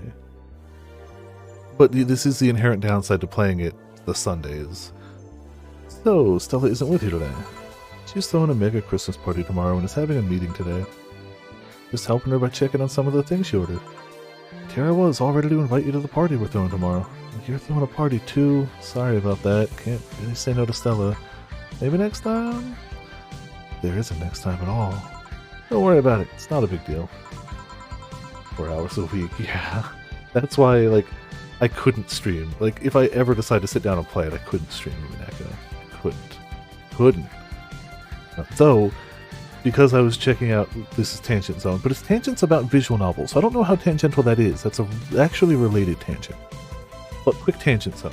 Since I had already gone to the Red Bar YouTube channel to get the video from earlier, it would be like 35. That's a year. That's almost a year. That's assuming we never miss one. There's what, 52 weeks in a year? So with the assumption of we'd go a bit longer than normal because I'd be reading the whole thing out loud instead of like internally, that easily would be a year game. It's banana. So I was going to the visual novel database earlier, and it turns out that specifically the series I just started, but the final part of it, specifically this one, is actually one of the highest rated visual novels on the database. Like above some heavy hitters. Shockingly above some heavy hitters. And I didn't know that when I started it. I just heard it mentioned, and I saw a separate YouTube video just about like, hey, it's good. And I was like, you know, screw it, why not? I had no idea. By rating, it's 1, 2, 3, 4. It's the 5th highest rated visual novel. That, mind you, that's ratings, so take that with a grain of salt. But like, jeez, man. Like, it's above Fata Morgana, Higurashi, Clannad, Fate Stay. It's above Fate Stay Night. It's above everything except for Steins Gate, Love, White Album, and Umineko. Because of course Umineko is higher. Like, jeez. Keys Clanad, right? I don't know what else they do, I just know Clanad. I didn't expect to become weekend visual novel streamer, but I ain't mad either. Robin can probably rest in peace. Oh, the other thing that happened is, hold on, before we end this tangent, then we can go back. So I made the mistake of, instead of sorting it by rating first, I sorted it by popularity. And according to the visual novel database right now, sorting by popularity gives you Fate Stay Night, okay, big name, Sayano Uta, number 2, then Steins Gate. It's like, oh, one of these things is not like the other. I've never actually played Sayano Uta, but I've seen 2 videos about how it has scarred the people who've played it, including Sid Snaps, who seems a difficult person to scar, for what it's worth. So, I'm a little afraid of that visual novel. I don't know if I want that level of scarring in my life. We've already gone through Chaos Head. So yeah. Ooh. Yeah, apparently it's a short burst of just concentrated, we gonna mess you up. But apparently it's also popular. I've also accepted, okay, this is the last thing on the tangent, I've accepted the fact that I am at some point going to play Fate Stay Night. I don't know when. I'm definitely committed to this current, like, off-camera visual novel for the moment, but I've accepted that at some point I'm going to play Fate Stay Night. End of tangent, but also got to blow my nose.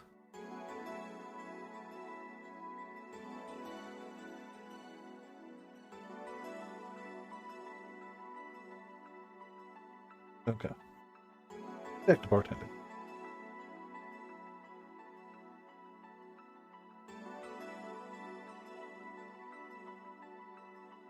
I want you to know that I want you to have a good time. Have fun. Drink a couple of beers in our honor. I will then. What are Stella's Christmas parties like? They're really big. There's lots of food and drinks and music. Sometimes there's too much food, though. So at the end of the party, she lets the staff take home whatever's left. Wow, so much better than my old job. Oh. Start the counter again, I don't care. The concept that in the United States, grocery stores just have all this food that they throw away, they don't give to anyone, is so infuriating. Like, yes, it was infuriating to me as an employee who wasn't getting paid enough and would really like to have that music, but the fact that we can't even give it to food banks or something like that is so infuriating. Give it to, like, the homeless, give it to the needy. Like, please. Like, it would go in the garbage. The amount of food we throw away on a daily basis, just the deli, not the grocery store, the deli. Insane. And I'd see what the meat department did because they were right next to us, and I'd see what produce would do because they had to wheel it past us. Oh my god, you could feed so many people. But if anyone in that store touched that food that was getting thrown out, we would be fired. Hard stop. We'd be fired. We couldn't get it. It couldn't be given to any homeless shelter. It couldn't be given to anything for the needy. Nothing. We'd be fired. No one else could have it. It had to go in the garbage. Oh my god. Oh, I hate it so much. The concept of food expiration dates is fine. This food generally lasts X amount of dates. Be careful if it's past this date. The concept behind it isn't bad, but the whole idea of, like, well, it's past that date. Also, they definitely changed those dates. Mind you, the things that I was told to change dates on were things that really didn't go bad, like hard cheeses. If there's no visual mold on it, it's fine. It's fine. And honestly, it's so fine that even if it has a visual mold on it, you can honestly just cut that bit off and it's fine. But there's something messed up about being told, oh yeah, just change the expiration date on that one. Messed up. Messed up. Oh, the whole, yeah. Obviously I have whole issues with the job that I had, but that was the most infuriating thing. Sure, I wanted some of that food. If we were going to throw out a whole bunch of really good cheese, I wanted some of that, but the knowledge that it couldn't even go to people who legitimately needed it, that just... I remember talking to them one day. I remember being like, hey, so, like, this is a ton of food, can't we give it to, like, a shelter or something? They're like, no, it's all past the expiration date, so we have to throw it away. Okay, Sorry, that was the second tangent right after another one, but I hate that so much. So much. That really bothers me a lot. And it's nice that they're better than that. I mean, of course they are, but like, let the staff take on whatever's left. She also buys toys for us, for all the children and their staff members. Really? She says something about taxes or whatever, but during the whole thing, she just shines. She carries a beaming smile that I don't see any other time of the year. Many of the kids have even started calling her Auntie Ella. Aww. Not that we choose not to, it's that it's not profitable, Sora. Not profitable. Yeah, Stella always does her best to put up a tough girl facade, but she's very much in touch with her inner child. Christmas, Easter, Halloween, name a party and she most likely celebrates it big. Interesting. Do you like parties, Jill? I don't mind them. They're a good place to see people. I'm not one to actually look for parties to attend, though. I just don't mind going to them. Okay. Going back to that same tangent real quick, because it reminded me of another thing. I'm so sorry. Oh, yeah, no. My goal wasn't to make anyone look that up. I'm sorry. Again, I phrased it with the 8 scarred Sid snaps. Grant's, Gigik's wife, who has a very spicy taste in spicy things. This is actually a continuation of that same tangent. Grocery stores, at least the one I was at, I can't speak for everything, but it tracks that it probably would. We specifically were told to make more than we knew people would buy. It was more important to have the cases full of things than it was to have the amount that people would want to buy. It was always told to us that everything had to be full all the time. That was the point. It was never, oh, we actually have numbers on this, people only buy X amount of this. Like, doesn't matter. Everything had to be full at all times, even if we knew for sure we were going into a weekend, like, Super Bowl's coming up, but like in a month or whatever. Super Bowl weekend, we sell, like, we were dead Sunday, because everyone's watching the game. So nobody came grocery shopping. But we still had to have everything packed for that. Like, they knowingly made us make more food than they knew we would sell. I'm so sorry, everyone. I didn't mean to.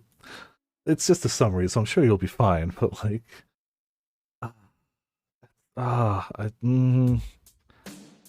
there are things about that job that I didn't realize bothered me as much until after I wasn't at that job.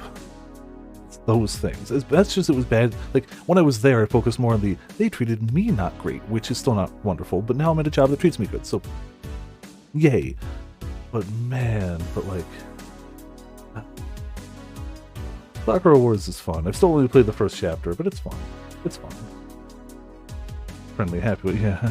I see. Okay, back to game, I swear.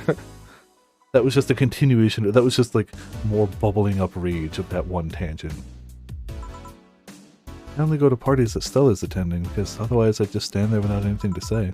That, and I'm not one to wear dresses, you know? You're not? I'm a tad too ripped. They don't look cute on me. Oh, doesn't matter how ripped you are, a dress can be cute. Although with all this healing I have to do, I won't be as fit for a while. They're too, greasy, too. I feel like I'm wearing nothing. It feels like I'm wearing nothing at all. Nothing at all. Nothing at all. Oh, well, I meant to send it to Mitz the other day.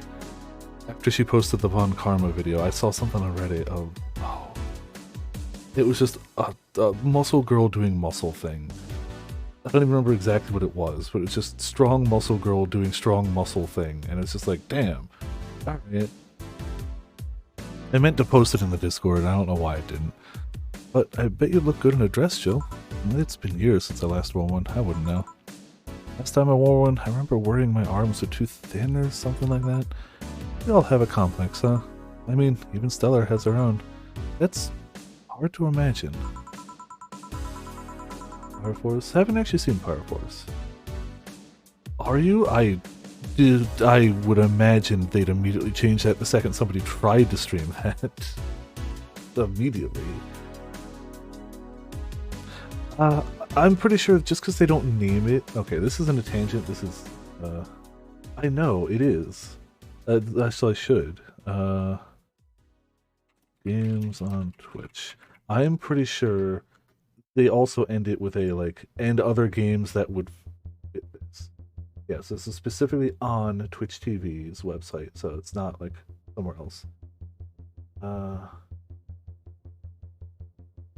Yes, if the official ESRB rating is adults only, you cannot do it. So,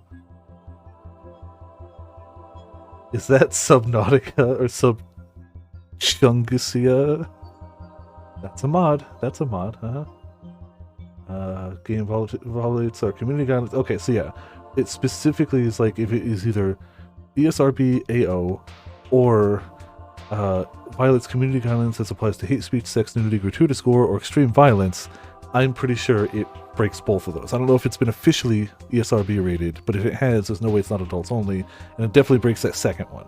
So the other list is the prohibited games without an adults only rating, which is, you know, a smaller...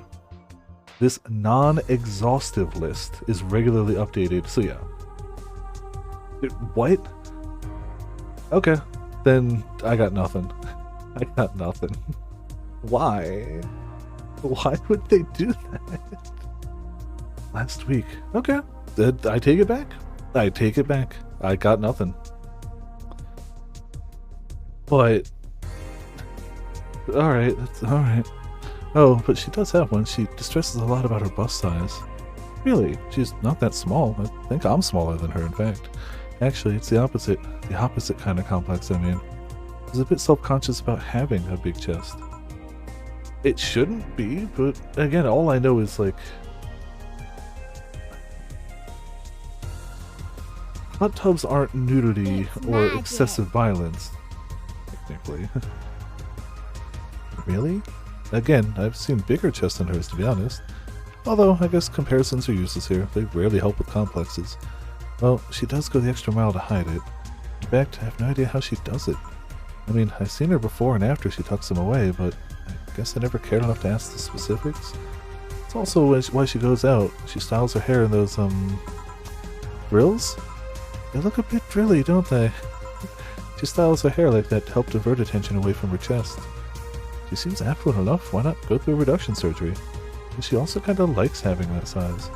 She takes her bust size after her mom, and Miss Carmine is quite proud of her chest. Puffing out your chest is a sign of confidence, and a bigger chest means more confidence to show. She says something along those lines a lot. Ella has quite the admiration for her mom, so I guess breast reduction would feel like betraying her? Huh. Not making it sound like she's hiding Jacobs or something like that. I guess in a taller or thicker person her size would be normal. She's just a bit shorter or thinner than her norm. Do you get self-conscious about your bust size, Jill? Not really. I've been more self-conscious about my height. Although it usually comes up whenever not being average height hinders me somehow. What about you? Yes and no? Not my bust size, but rather that I look too manly sometimes. I can't help but wonder if bigger boobs would help with that. You're fine, don't worry. Thank you. Gonna get anything else? Distance patched in, so I assume she's the base street. Yeah, I guess. Still seems like I can already tell you it's not something I'd stream. And I only know the Spark Notes plot synopsis. And it's like, nah, that's okay. That's fine. Do you have something non-alcoholic? I do, give me a second. Something non-alcoholic.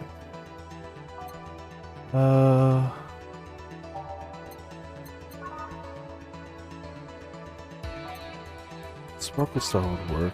Blue Fairy would work.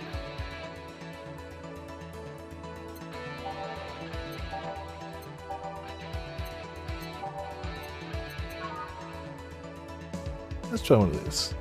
1, 2, 1, 2. We'll give her a double though, because she's good. On the rocks and blended. Is cereal soup?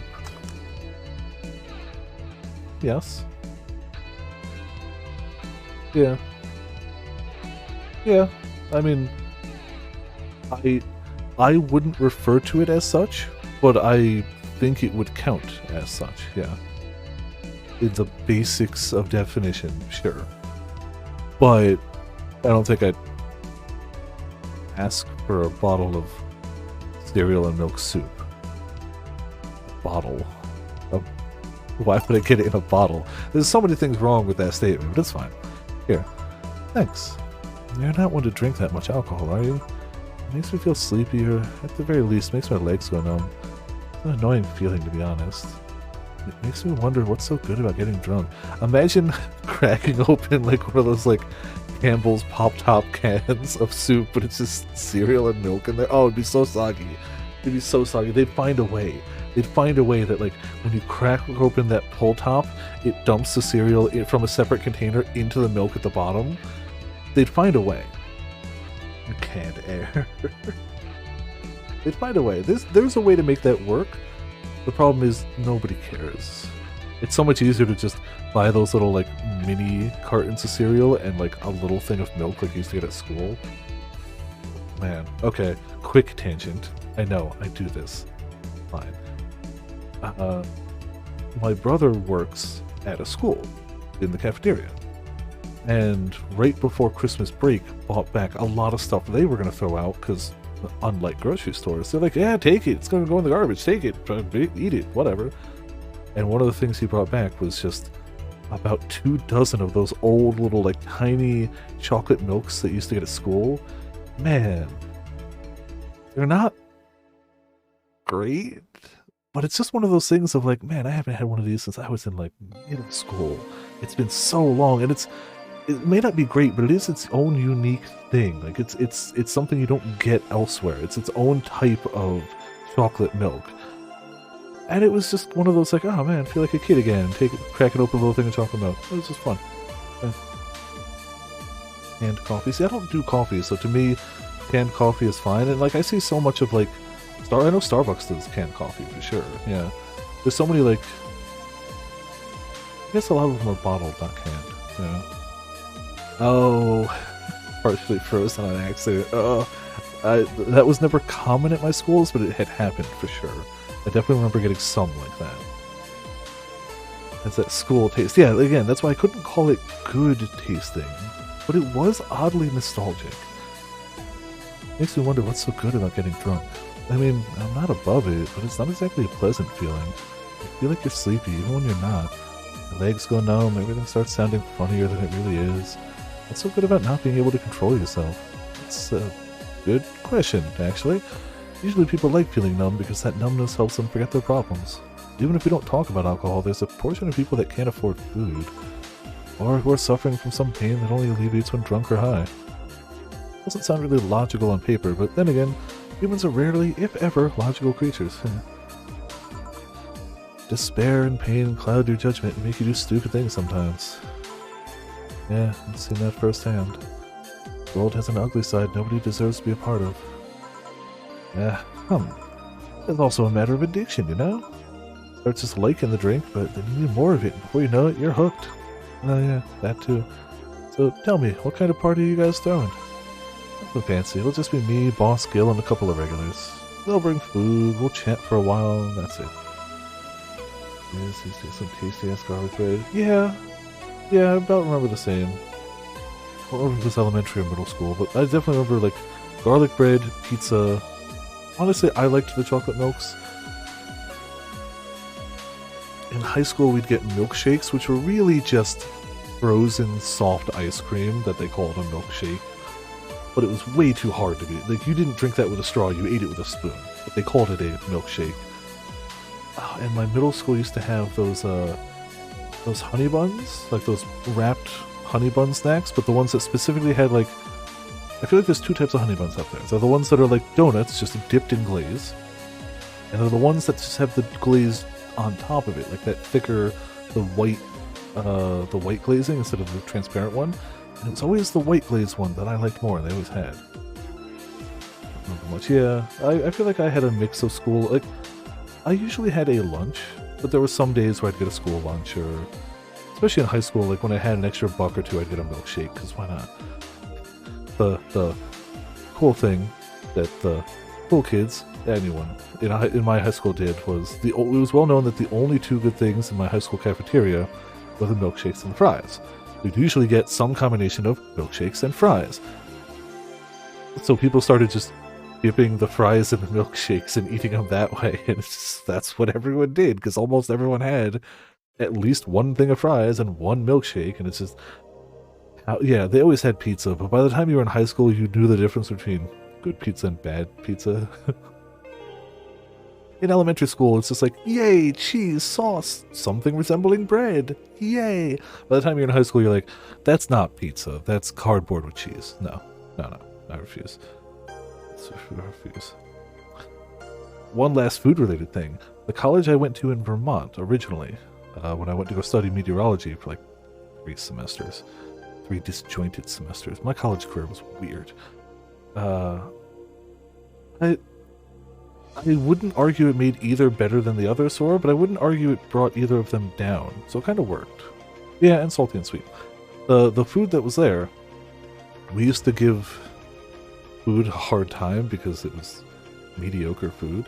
I do give the people who made the food there credit. They did the best with what they could.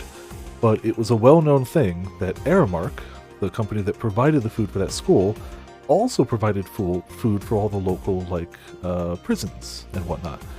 And it was also pretty well known that our school got a lower grade of food than the local prisons. And it was just a well-known thing that we just got a lower grade than... And, like, the chefs that worked at the school did the absolute best they could with what they were given. Honestly, like, in hindsight, it really wasn't that bad. It really, really wasn't that bad. But it was just the thing to do there, to just complain about it, but it really wasn't. I don't remember ever having, like, bad food there. So, it was always just funny, like, it was well known that we got a lower grade of food than the prisons, and it's just like, ugh. But they also, like, once a week, usually on Sundays, they'd have an omelet bar. They'd just have a dude making omelets. You put in your order, you go back up 5 minutes later, you just pick it up. Man, omelets are one of life's great pleasures. Doesn't matter what you put in it.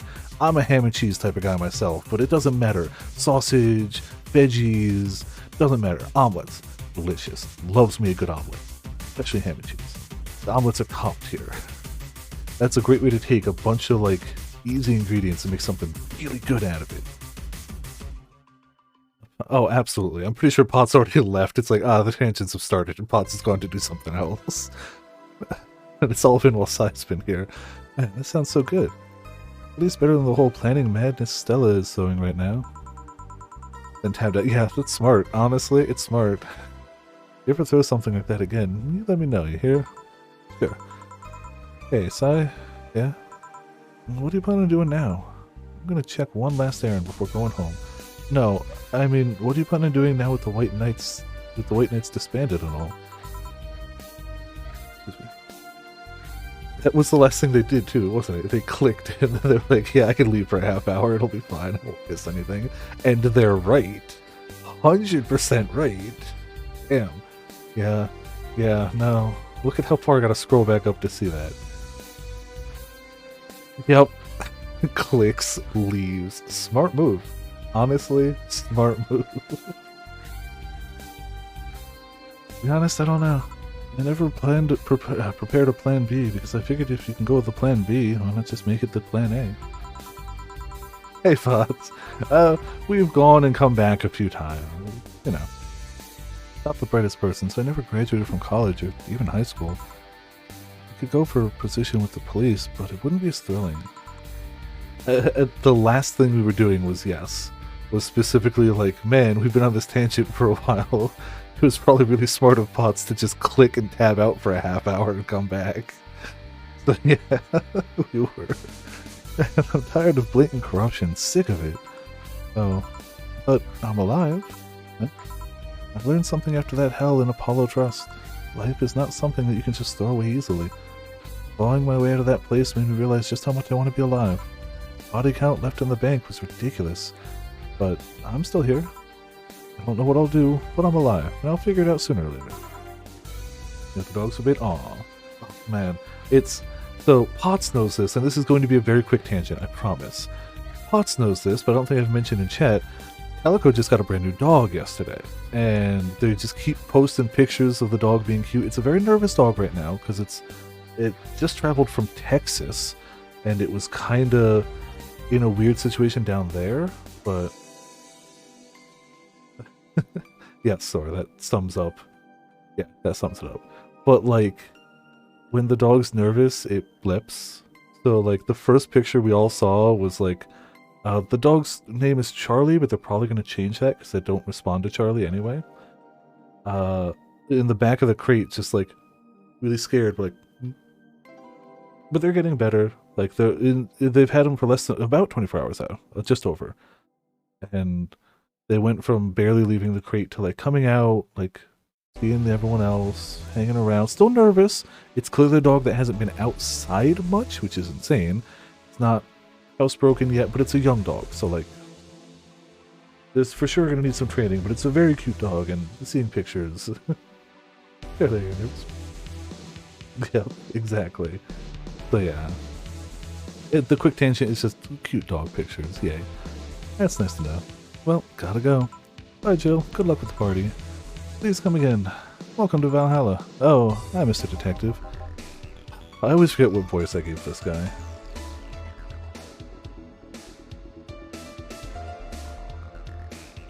That's okay. That's fine.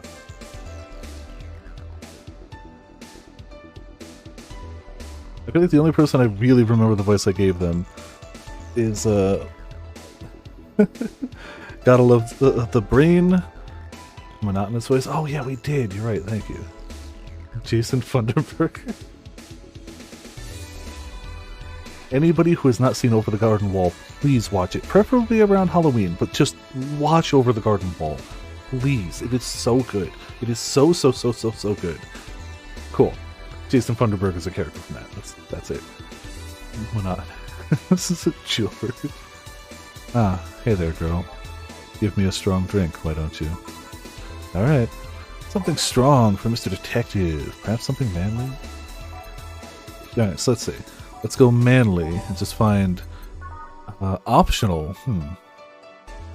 Does optional count? It does say strong. Okay, it does say strong. Yeah, you know what? He asked for this. Well, can we do better? 4, 3... Manly, sour, manly, sobering. No, gut punch. Gut punch. 3, 4, 5, 1, and some power. Oh, hold on. I put it in a powder delta. Some power behind it. Okay. All aged and mixed. He does look a little, yeah, for sure. I mean, he asked for this. And he's getting his money's worth. For $80, he's getting... Ooh, super gut punched. Here you go. Yes, this'll do. So, what brought you here? Nothing special. I was just working on a case and I happened to be in the area. What kind of work? Tracking someone. Gun for hire. What about the girl? Crimson something? I am tracking that girl. Didn't you just get out of that job? I did, but the guy offered a huge amount of money and, well, I just couldn't refuse again. Well, it's your life, not mine. I wonder, though, there has to be more to that whole thing than just acting as a middleman to look for some murderer. Say, how safe is this place? We're protected by the BTC property laws, the walls are soundproof, and I really shouldn't give less of a shit about selling info, and I really couldn't give less of a shit about selling info to anyone. Okay then, wait, soundproof walls, why? Did you see those vending machines outside? They're quite talkative, the bastards. Be annoying without those walls. Essence of gut busting. Alright then. Have you heard of Lord Lance Lavender? No, but I love alliteration. Nope. I always appreciate alliteration. He's some big name from Kenyavania. Kanyavania? Is that Kanyavania? I think my brain wouldn't allow me to recognize that. I think my brain was trying to stop me from reading that. His blood apparently has some weird reaction to Glitch City's nanomachines. Once in contact with the air, it does nothing. But it's still fresh and touching someone's blood, the nanomachines will initiate a reaction.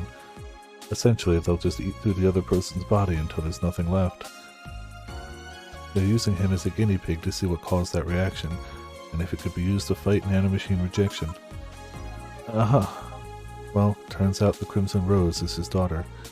She left years ago to earn her living here, and hey, hasn't seen her ever since. He could be lying, you know? Doubt it. Did my research. She really is his daughter. Why didn't you figure that out earlier? I had no clue who was making the contract, and tracking all the messages to the source would have been too costly. Knowing who the sender was made things easier. Let's see. Can I get anything else? What about a cobalt velvet? Okay. Cobalt velvet from Mr. Detective. 1, 2, 3. 1, 2, 3, 4, 5. You know what? You get a double just because I want to see if I can get you drunk. All on the rocks and mixed. Here you are. Oh, you actually did it. You expecting me to mess up so you didn't have to pay? No. So what made you accept the contracts anyway, keeping in mind all the risks you told me last time? You told me he wanted to see her again, one last time, or at the very least, deliver her a message. You could have been lying. Yes, people lie. You made your point. Even then, I felt like I couldn't say no. I mean, I know what it's like not being able to find your daughter. What it's like to be apart from her, not knowing what she's doing or even if she's alright. You do? I have a daughter. She's about your age. When she was a teen, we had a big fight and she ran away from home. At first I just waited for her to show up, but then I started getting worried and went out to find her. Couldn't find any trace of her. Nobody had seen her. Soon I was worried. Something might have happened to her. I guess that's how my tracking skills and list of contacts began to grow. Finally found her, taking cover in some dumpster, unconscious from starvation. So yeah, just couldn't say no to his request of finding his daughter. But I don't expect you to understand. So, how's the search going? I'm very close to finding her. That girl's pretty good at covering her tracks. Compared to the her from before the bank incident, though, she seems slower somehow. Either she's let her guard down or something else is happening. What will you do when you find her? I have this letter. I'm supposed to deliver it to her. Don't know what it says, and I don't want to find out. What if she tries to kill you? Might not look like it, but I can take care of myself, bartender. You don't stay so long in this business without picking up a couple of tricks. It's all just scarf foo. All of it. Yeah, guess you're right. Okay, better go back to work before her trail goes cold. Please come again. Are you done? Yeah. Okay then, I want you here tomorrow at 8 p.m. No working beforehand. The bar will be closed tomorrow. Come dressed in your absolute best. We're having a party after all. Alright.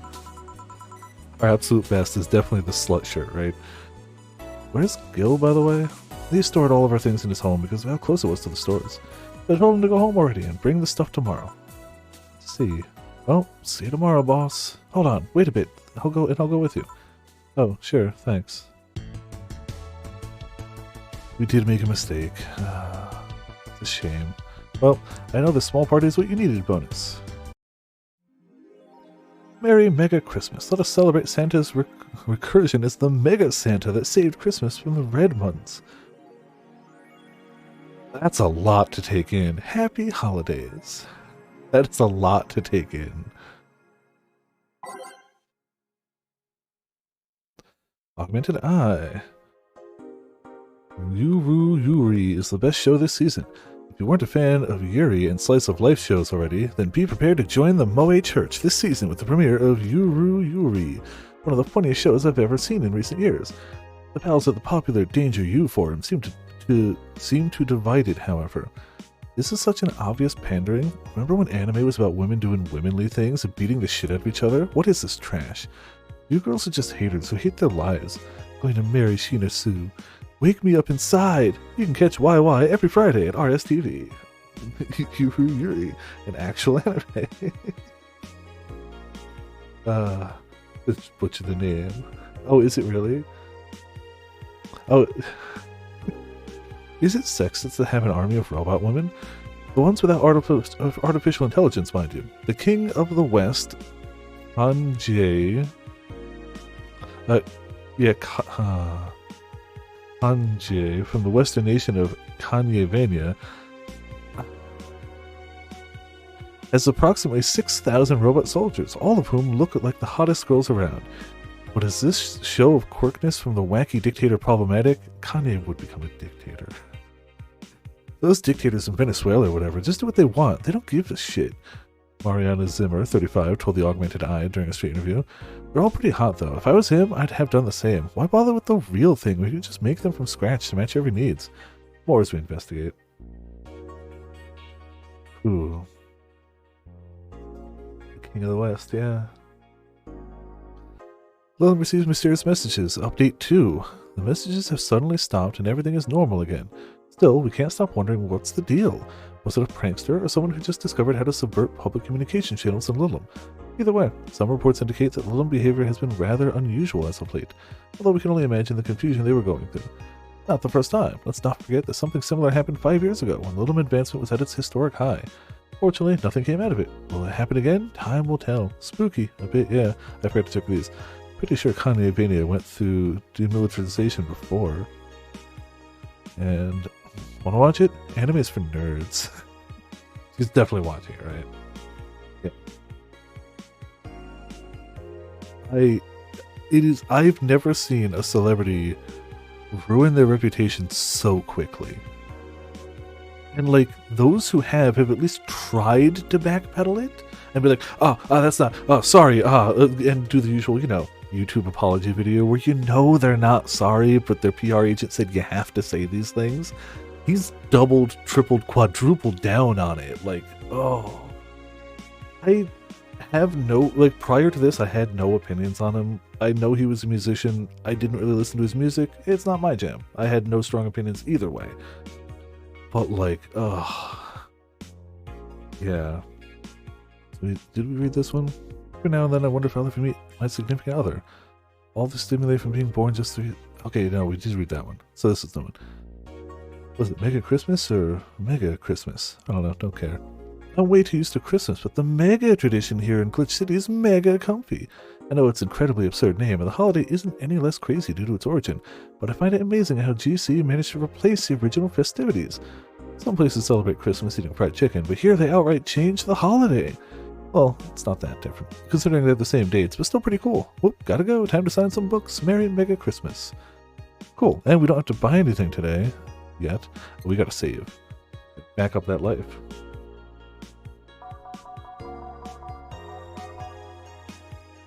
So, like, I knew of him because he's a celebrity, but like, yeah, no. Yep. He's man. It's such a weird stance for him to take, and take so firmly. It's not funny. It's really messed up, because anytime a celebrity takes a stance like that, there are people who are like, wow, I love that celebrity, I'm going to take that stance. It's like, okay. Celebrities have sway. They have influence. And some people, particularly younger people, aren't old enough or experienced enough to be like, yeah, I like their music, books, movies, whatever, but I disagree with that. Like, I guess I'm tangenting again. I swear, I do this. Potts can call me out for it all he wants, but it's true. It's what I do. I love celestial horror. I love it. I've never actually read anything by H.P. Lovecraft, but anything inspired by it, god damn it, I love it. H.P. Lovecraft as a human being, so bad. So bad. Oh my god, he was an awful person. He was an awful, awful, awful person. But I love the things inspired by his works. And you know what? If I actually sat down and read his works, I'd probably like them, because I've seen so many adaptations of it. Awful dude. I will never say a word like of good about him as a person, but man, his works are the things that have inspired so many things I love. Like, he clearly had a positive impact on my life via his work, even if he's a freaking trash person. Like, so bad, so racist. Like, he wasn't just racist, he was that, like, old school racist. He was that, like, he's not even like, oh, my grandma says mean things about black people. He was like that old school racist. Like, really bad. but I'm glad he wrote a ton of books, and it has positively impacted my life. But I'll never say I look up to the guy or inspired anything that he did, because no, I don't. At all.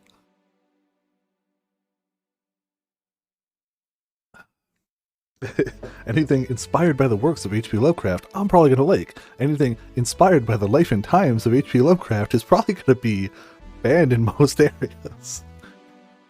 Even... Yo, I told you to come in the nicest clothes you have. You came in your uniform.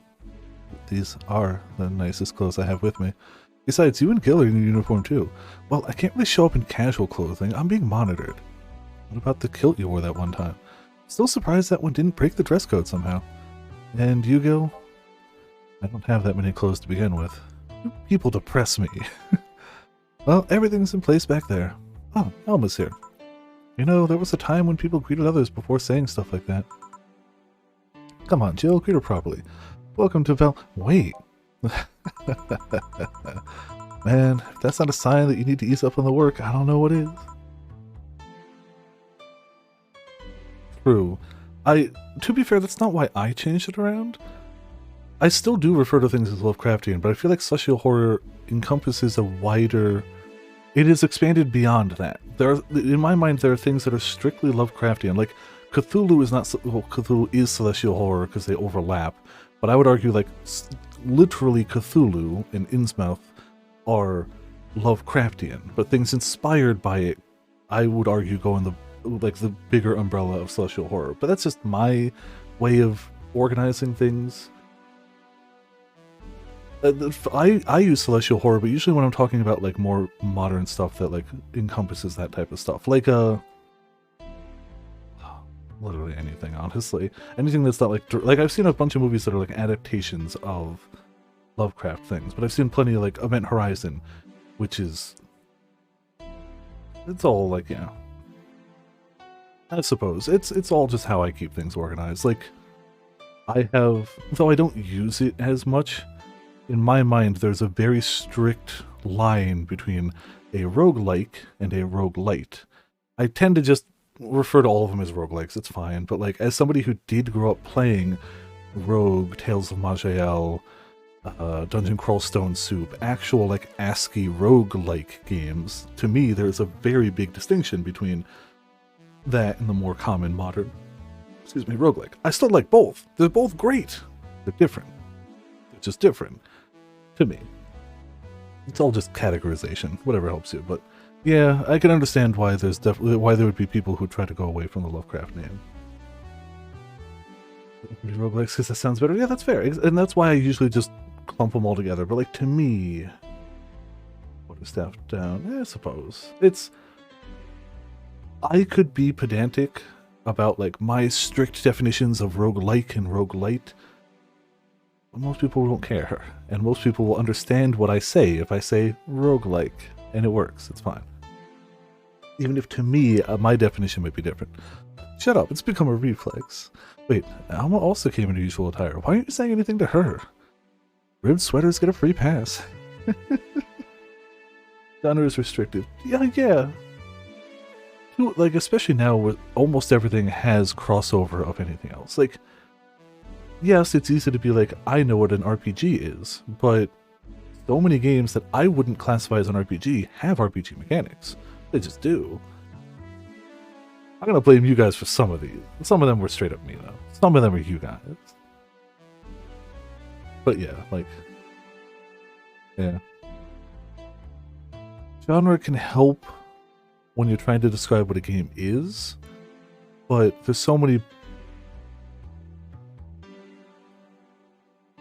Have you guys seen that clip of somebody arranging a bunch of like Skittles on a plate and pouring hot water over them, and the colors all bleed out and start to intermingle? That's what genre is like in almost any media these days. There's so much overlap and like bleed through between genres that you can be like, yes, that was yellow, but like it gets fuzzy as you go. But it's still useful to be like, oh, it's kind of like this. Monster Hunter, yeah. Yeah, I mean, I know they count it as an RPG, and like, while I disagree, they're not technically wrong. From the strictest term of role-playing game, You make a character in Monster Hunter. You embody that character and bring them on a journey. Like, that's a role-playing game by its textbook definition, even if I wouldn't call Monster Hunter an RPG at all. Cool. I was interested when I heard it was turn-based, but I know nothing of One Piece. I've seen 14 episodes of the anime, and that's all my knowledge of One Piece. So I don't think I'm the target audience, but anytime a turn-based JRPG does well, yeah, I am there for it. A turn-based JRPG doing well makes me happy, even if it's not aimed at me. So I'm glad it's doing well. I know One Piece is popular, but I also know I wouldn't get a lot out of it. Like, if I actually started watching or reading it, then I'll probably pick up that game, but for now, just because, what would I? One Piece is 3 times longer than Yumi Neko. No, One Piece was 3 times longer than Yumi Neko 4 years ago when that video aired. 4 years have passed, Ramen. It's more. So yeah, why is there a hair there? Poor kid's One Piece intro to be a full-fledged fan. I've seen it once. Though they did do the One Piece intro at that one Capcom Live event I went to, where some of my subscription notifications are from. At the end of it, they did some anime songs, because it was at an anime convention. And they did Gurren no Yumi, and they did One Piece's opening, and they did something else. I know the third one. I don't remember what the third one was. Ramen, I haven't seen that. But I had started to watch it ages ago, and I don't know. It didn't grab me. It's one of those things that I know gets better. And honestly, if I were going to experience it, I'll probably just read it. I'll probably read it these days. I probably won't even do that. It's too much. It's too daunting. Also, I like how Rib Sweater's got a free pass. Why? Silly question. Never mind. Yeah. The boob. Jamie came earlier too. The dogs went with him to get some ice. Don't we have ice? Trying to take it out of the bartending station's a chore, so it's better to buy some outside. Huh. What were you doing back there, Alma? Setting up the food warmer. The what? Bought it 3 days ago. It's amazing. It looks just like a set of wires, but you can create a frame with them. Put the food inside it, press a button, and watch it as it warms the food up just like a microwave. It's an infomercial bauble, though. Really useful, but tricky to handle at the same time. One wrong move and we'll be out of food for the night.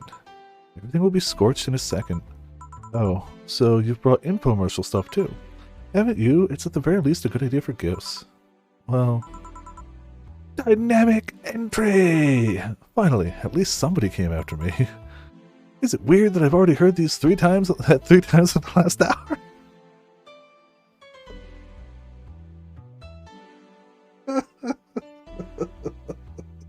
Oh, Dorothy.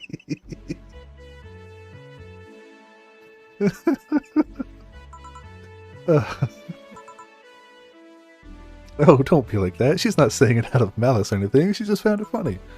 You're taking her side now? Jealous? You wish. You don't need to fight for me. Or not. I'll go check the microwave wires thingy. I'm starting to get hungry. Great idea. Back. Oh. Ah, hello, Jill. Soldier, you're late. Hey, Jay. See, that's how you greet people. You shut it. I'll go help, I'll go help Sweater Pups.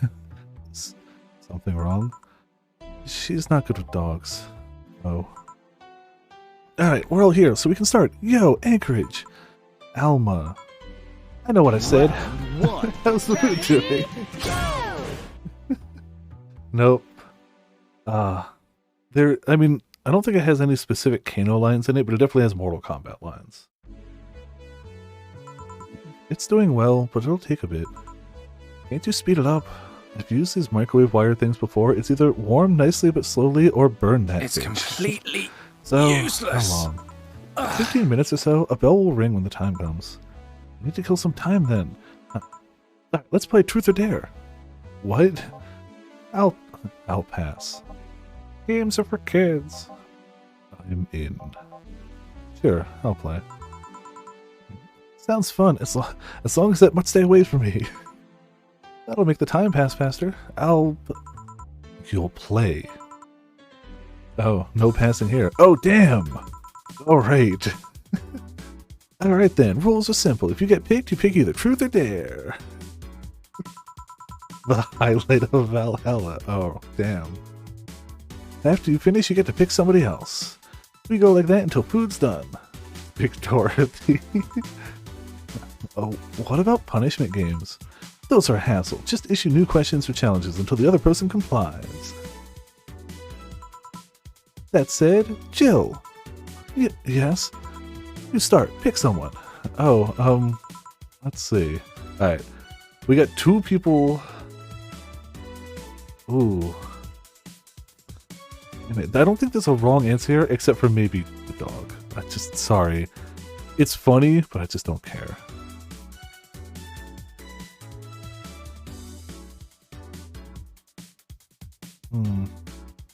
Picked all the Dorothy ones. I'm gonna start with Dorothy. Well then, Dorothy. Yes? Truth or dare? Let's go with truth. Is there anything you have rejected from clients? Those who want to roleplay with mutilation. Huh. I mean, sure, I can take off my limbs with no problem. I have to do that again for maintenance every now and again. But I'm not okay with doing it for clients because first, that leaves me defenseless, which I cannot allow by any means. And second, half of the time the roleplay involves a violent scenario. There's some behaviors I won't reinforce, namely non-consensual violence of any kind. Interesting. Alright then, my turn. You, sweater puffs. Me? Truth or dare? Dare? Man, you're brave. Stupid. Okay, what to say in the most sultry voice you can muster? Admin override. Oh man, because of course. Okay. Admin override. Happy? Yes, very. Seems you caused some collateral damage here, huh? I don't know what you're talking about. Don't mind me. Seriously, guys? Well, let's see. You, the dog. My name is... Yeah, whatever. I want you to bark. I haven't picked dare. I said bark. Bark. I asked you to do it, not to say it. Bark. Barking. Hey, if I bark, then I'm the king of the bar, 'cause I'm barking. Seriously, Jill? Yeah, I have a lame sense of humor. Whatever. Barking. Alright, my turn. Hey, Jay, truth or dare? Dare. Then, hit me. I'll pick truth. Okay, why are your nails so thin? Huh? Your nails. You won't be able to dig with such flimsy nails. All humans have nails like these? Wait, they do? How do you dig? With shovels? You guys are weird. Why are you so reluctant to pet him? Call it a gut feeling. Wonder how long until the food's done. Alright. Alright then, Alma. I'll pick truth. What's the most embarrassing thing that has happened to your arms? Well, there was this one time when I got mugged on the streets, so I, kind of threw my hand at the thief to knock him out. Ooh, I think it's what you usually call a rocket punch.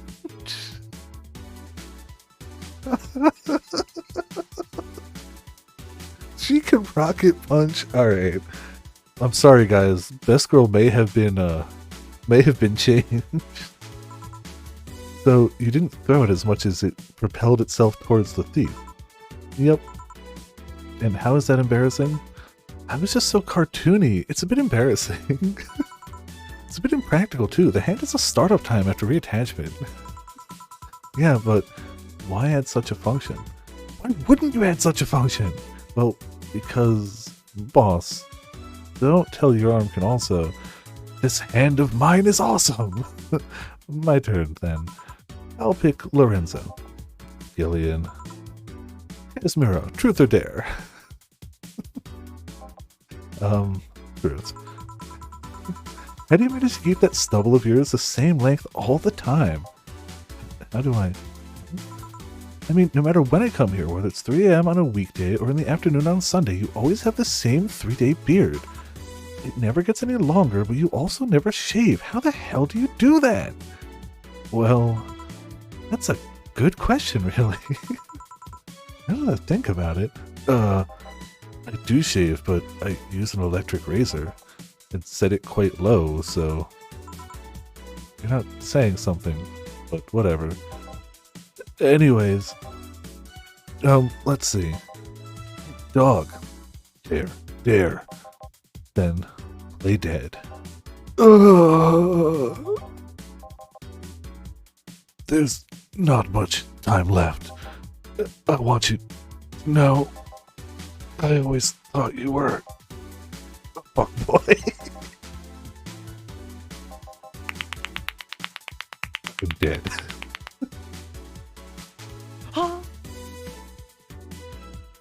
Alright, Sheba, you get that one. That was good. That was good.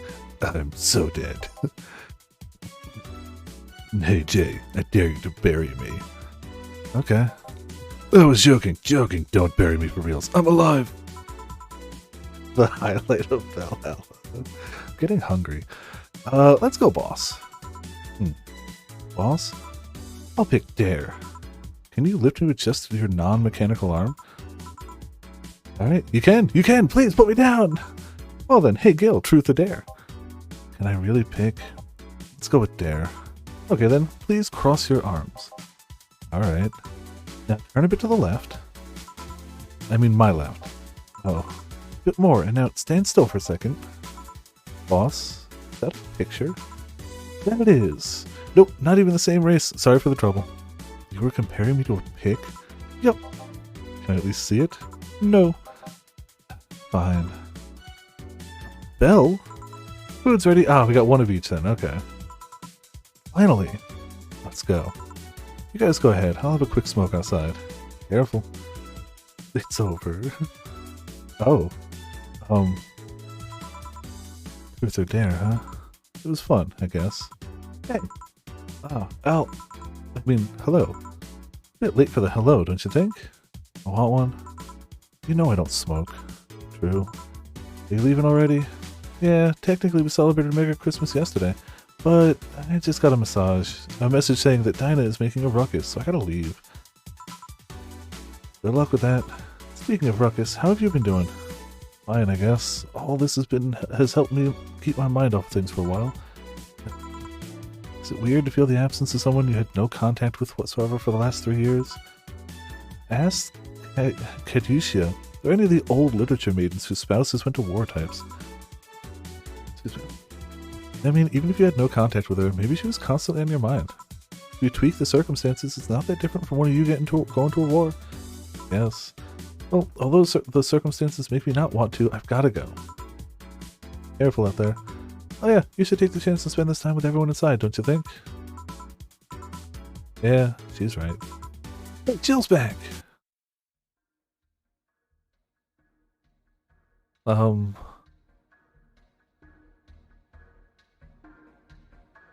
we were gonna cut to a party image. But okay.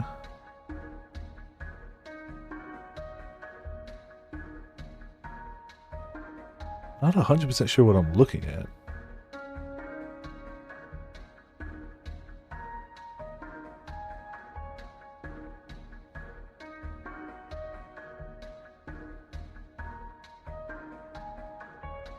Is that like the moon through the window, I guess?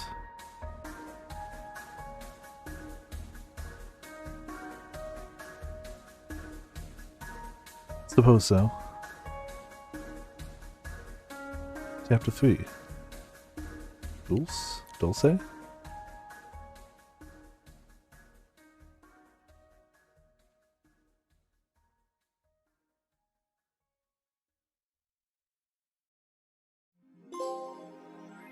Time to mix drinks and save lives. And this one means sweet. Ain't that sweet? Trophy progress. 10%.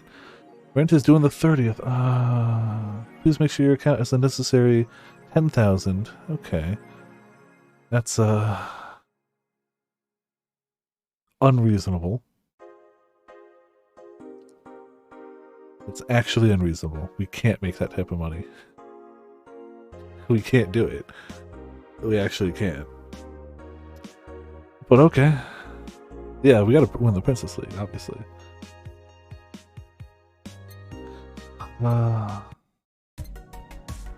See if we can get the doll. A cult classic video game, Yick. His beard grows in real time. This is not expensive. But, Jill brought what she wanted and she's pleased with herself. She will surely focus at work. You've been using that hoodie a lot lately. Shut up. Still sad we didn't wear the slut shirt. It's our best clothes. Street race at the Motor City District leaves 2 dead.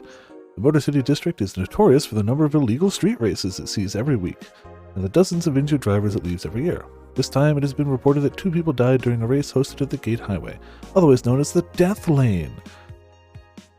Shocking. The Transit Police is currently investigating the deaths, as well as the underground world of illegal street racing. We have several suspects in regard as to who is running this underworld. Nothing concrete as of yet. Chief of the Transit Police Department, J. Esposito, told the Augmented Eye, "The death of those 2 youngsters will be the last, however. That's a promise." Get it, putting my controller on my lap and moving. I heard there's a defamation campaign against the district, though. You wouldn't believe what happened in this cartoon. Cartoons are not for children. They're still largely colorful, but the themes they touch have become rather dark. In fact, every cartoon on air today has dark themes. It's come to the point where innocent animated characters are no longer a thing. Most children are young adults from birth now, but enter Touch Fluffy Tail. Oh my god. A new show that aims to challenge the current trend. All I know is the song. No deep lore, no obscure adult references, no stupid deep plots, just fun with numbers and fluffy tales, said a TFT producer who has to remain anonymous to avoid internet backlash. I don't want death threats for making a cartoon for actual kids. This world is topsy-turvy. Stop. I rescued you. I touch your tail if I wanna. Of course. Glitch City Olympics return next year. For the 10th consecutive year, the GC Olympics return to the emblematic Super Silver Thunderdome. This time with a representative from the elusive country of Kanye-vania.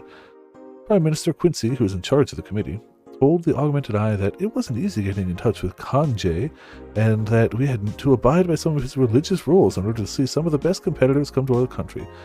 Kanye-vania's main religion, Kanyeism, prohibits the existence of nanomachines inside the body, and as such, competitors from said countries had to perform specific treatments in order to repel the swarm. It's a temporary solution, but it will do the trick. I'm guessing tacky bodysuits weren't practical for sports? Let's see. Model Warrior returns to TV. Anyone watching it? I don't even have a TV. So useless. Julianne is old and busted. Are you talking shit about my waifu like I wouldn't find out? It's going to be censored. I don't think so. The show was rather tame as far as I know. I'm gonna marry Julianne. Oh man, remember watching the show back when I was like 10? I think I discovered porn thanks to it. You'll never discover Rule 34 for the first time again. Why keep trying? Never seen this show before. Is it any good or is it just a meme? It's a meme show. There's nothing outstanding. What about the sequels? Are those going to be broadcast as well? The sequels are shit. Yep, that's internet. Yep, that's just...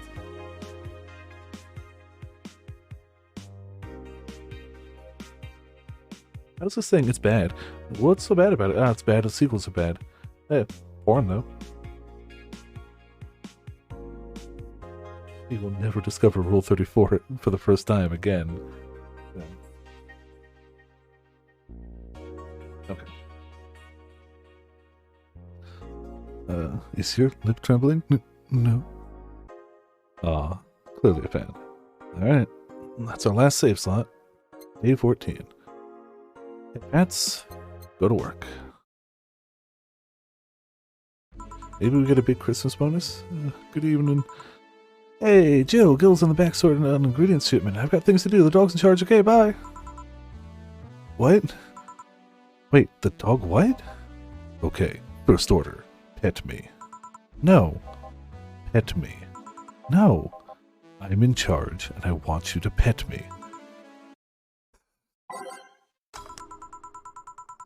Time to mix drinks and change lives. Excuse me. Hey, Jay. Won't pet you. You'll pet me sooner or later. They all do. Won't. Will. You called? You said Will, not Gil. Ah! Who the hell is Will? Nobody. Don't be rude with poor Will. There's no Will. Do you need me to psych you up then? Shut up! Who, me or Will? Ah! You go back to whatever you were doing. Alright. And you, stand by.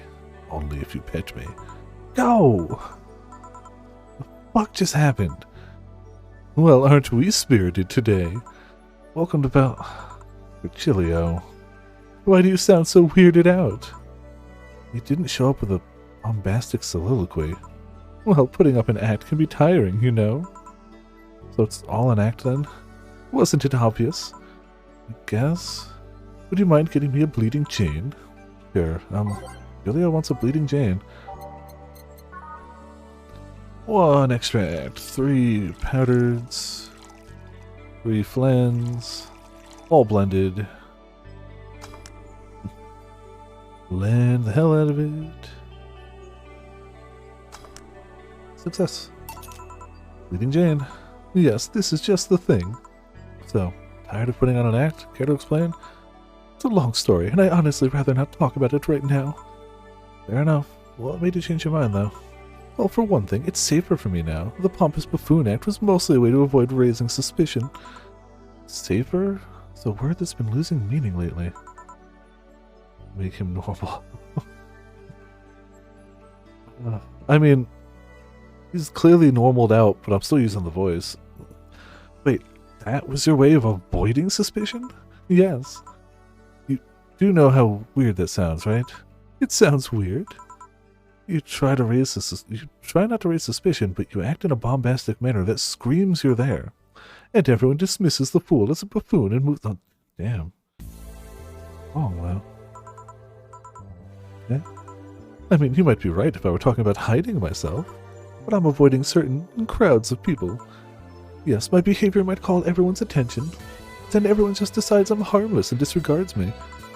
And depending on how erratic my actions are, I become harder to read, giving me yet another layer of enigma. Oh. Well, congrats. No offense, but I fell right into your plan. I just dismissed your actions as those of a fool and moved on.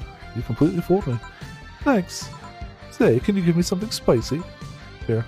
Something spicy. Something spicy. Go something not powdered chain. Or bleeding chain. 2, 3, 4. 1, 2, 3. All aged on the rocks and mixed. I was only pretending to be a pretentious, pompous bastard. Here. Aren't you fascinated by spiciness? What's spicy for humans might not be spicy for other animals. This is a true fact. There's certain things that, like I think specifically birds can eat a ton of stuff that, like, destroy our mouths, and they're like, I don't know, anything. Hell, what's toxic for us might not be for other creatures. You like spicy things, Bartender? I don't mind them, I guess, but I'm not really a fan. That neutral stance is actually weird to come across. Everyone either loves spicy things or hates them with a passion. I'm kind of neutral too, depending on like, if it's super spicy, no. But like mild spice, I've definitely grown more accustomed to. Middle spice, maybe not mild. Do you like it? Lots, not only in regards to painfully spicy things, but also the way mild or slight spice adds to a meal. I've always had this dream of opening a curry stand. As things are, I might actually pursue that dream. Oh, damn it. Let me know if you do. I haven't had curry in ages now. Hey, bartender. Call me chill. I wanted to apologize. Huh? You put up with me all this time without lashing out. I should apologize for my behavior, and thank you at that. Don't worry. I actually feel like I was too rude to you last time you came. Granted, you came at a really bad time, but I should be the one apologizing. You're a client after all. Oh, don't. I'm actually surprised that nobody else has violently lashed out at me yet. You're making me curious as to who you really are, though.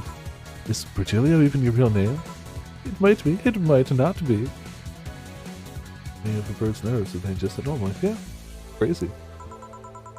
Sometimes I wonder if I'm a magnet for people who hide their identities in sordid past. Gil, Jamie, Hugh. Did you say something? Just rambling. Pay me no mind. Now that I think about it, how did you find this spot? I was avoiding some chaps and came to this alley. Oh, again. My time here I've heard avoided people and ended up here enough times to make me believe. But the original owner built the bar here thinking about the runaway public. You make me sound like a criminal. You're not helping. The expression runaway doesn't just mean people escaping the law, though. We've had people avoiding stalkers or solicitors. I've seen people more shocked by an insistent salesman than a shady figure. Maybe because the salesman is a more active predator? I don't know. A troublesome part of the city right near the shopping district. Let them know there's a bar and they'll come. Sorry, I should stop rambling to myself so much. I don't mind it. You think I'm sort of a criminal, though? Like I said, you're not helping. But for all I know, you might be the boon I've seen the other days. In any case, can I get something bitter here? On it. Want something bitter.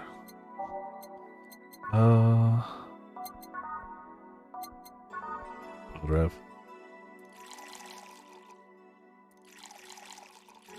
Always got a pile drive. When in doubt. Here. This works. Do you like coffee, Miss Bartender? As weird as it may sound from a smoking bartender, no, I don't. Well, I get it. It's not for everyone. That cat boomer the other day. What about her? Still scared of her? Not really, but she looks so familiar. Maybe you're mixing her up with another cat boomer? No, that's not it. It's like the bandage girl last time. Even with the bandages, there's just something really familiar about her. Maybe you need to stop thinking about it. Answers usually come when you stop stressing out. You might be right. Well, I'll leave for now, bartender. Thanks for everything. Please come again. Welcome to Valhalla. Oh, hello, Mr. Detective. And here we are, another mute person wandering into the bar. Anything I can get you? Gut punch. Okay, gut punch for the silent detective.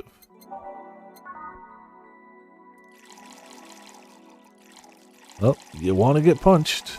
Take the punch. Just how we're doing. All aged and mixed. Here. Oh, you got it right. So what's up now? Bit of holiday blues, you could say. So you celebrate Mega Christmas? Why wouldn't I? You look more like a Festivus kind. God damn it. They knew the whole time. They knew the whole time.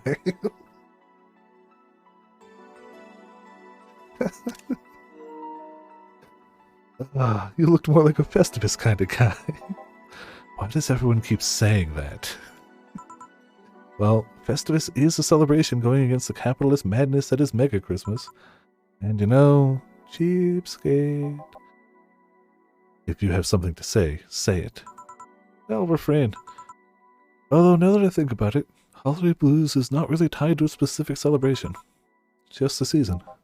Season of consumerist craze. Mega Christmas is just a mockery of what the real Christmas once was. I mean, the season has slowly become enslaved to the corporations over time. Holiday spirit can only be manipulated so much. But then came that Turbo Male guy who started a yearly tradition of dressing up like Santa in the ring. Turbo Male? That can't be his ring name. It is. Really? Such a tacky name was accepted? Yep. No! This city celebrates Mega Christmas because regular Christmas just isn't cyberpunk enough. His partner was Buster Master, and his rival was Dr. Chris Max. Tacky names were not a problem. I mean, I knew there was a wrestler that dressed as Santa every year. I also knew that the guy became insanely popular, and the stunt got out of control. And of course, there's that part everyone sings about. Santa becoming Nega Santa thanks to the Redmond family. Nega Santa sees the error of his ways and becomes the mighty Mega Santa, renaming the holiday Mega Christmas. Man, this is a holiday backstory and a half. And then every company jumped on the bandwagon and Christmas was Mega Christmas before anyone noticed. So you're telling me that the guy who somehow managed to rename the holiday went by the ring name Turbo Male. Yep. Makes the whole holiday sound like a joke. Holiday is a joke. You're telling me you don't celebrate Festivus? No, I don't. Do you know what kind of people celebrate Festivus? The kind that's so lame and bland that they can only talk about how they're better because they celebrate Festivus. Like those jerks who only eat Nuke and think they're better than everyone else. See. Anything else I can get you? Give me a fringe weaver, will you?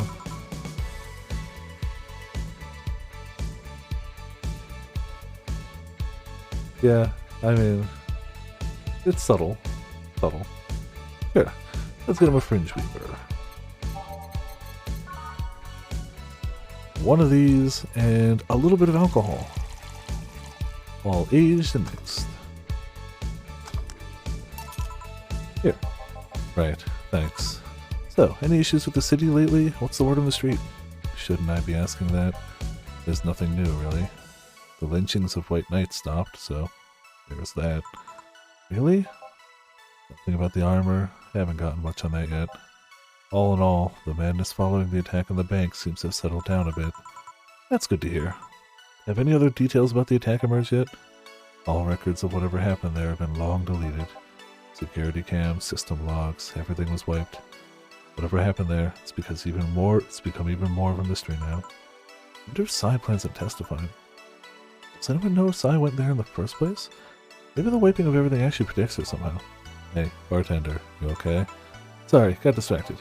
It's not much to say, really.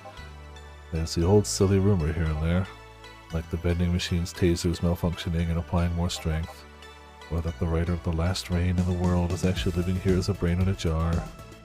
But those are the kinds of rumors you hear from crackheads. Crackheads might hold that one last piece of info you need, but you'll also hear crap like that. See. Anyway, I'm leaving. Happy New Year's, bartender. Please come again. Okay then, oh, no, wait, she's out. Gil, you there? Yeah, taking your break. Let me know if someone comes in. Alright. Break time.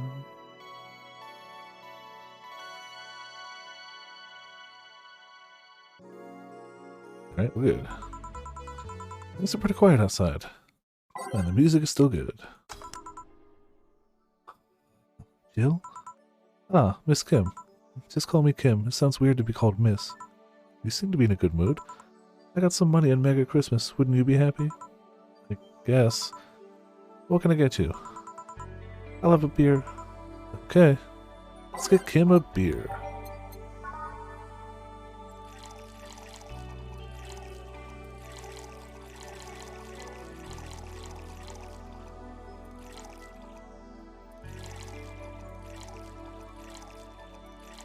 All mixed. There we go. Here. Thanks. So how you been doing? Pretty good, actually.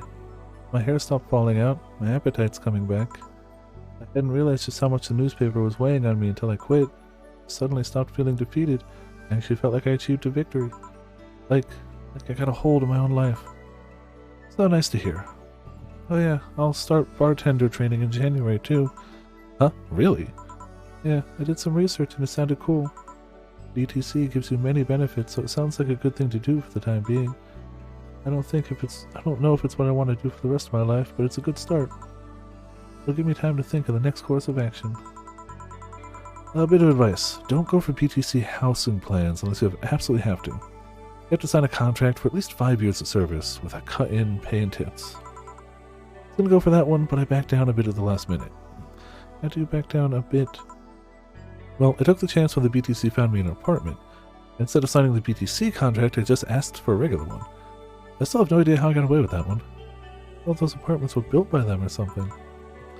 Back in England they are. They have their own real estate companies. Promote yourself with a mobile gacha game? Of course. I mean, they'd be fools not to, honestly. Apartment complexes where they have the means to give discounted rooms to employees. Well, I'm assuming Fire Emblem Heroes. If we're talking Fire Emblem, I'm assuming it's Fire Emblem X Fire Emblem. Also, hey Sapphire, how's it going? Welcome to Viperpunk in the chat. No, she didn't request a whiskey. She wanted to... I don't remember what she wanted. A beer, right? Then we got her a beer. Oh, request. I thought you said requested.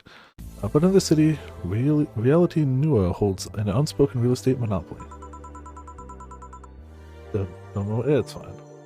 I engage you at a whopping 5... What? Oh. What? Yeah. That's not even a multi-poll, right? Oh no, that is a multi-poll. That's... Wow. Wow. Really generous with those bonuses there, Fire Emblem Heroes. So BTC can't really easily offer such promises. Oh, Reality Nua is a bit weird as far as companies go. The name has become synonymous with quality, a brand built around certain expectations. But the truth is that Reality Nua has done little to no work in the last 10 years or so. Hydrate, always a good idea. You know, I'm gonna hold on to that. I gotta send that to my other Discord later and show how stupid it is.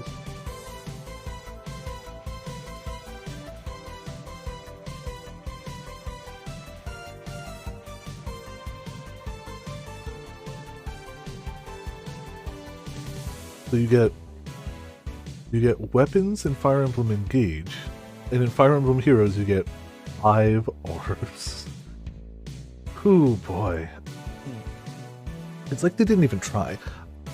If they were smart, if they really wanted to incentivize some people, I mean, I'm pretty sure Heroes has already become kind of more pay to win with the whole season pass and everything, but if they really wanted to incentivize people, you make a really good, like, rare, super rare unit of Colgate-chan, and you make it so that you get it for free when you buy the game within the first month of it being out, so it's not when it goes on discounted sales later or whatever.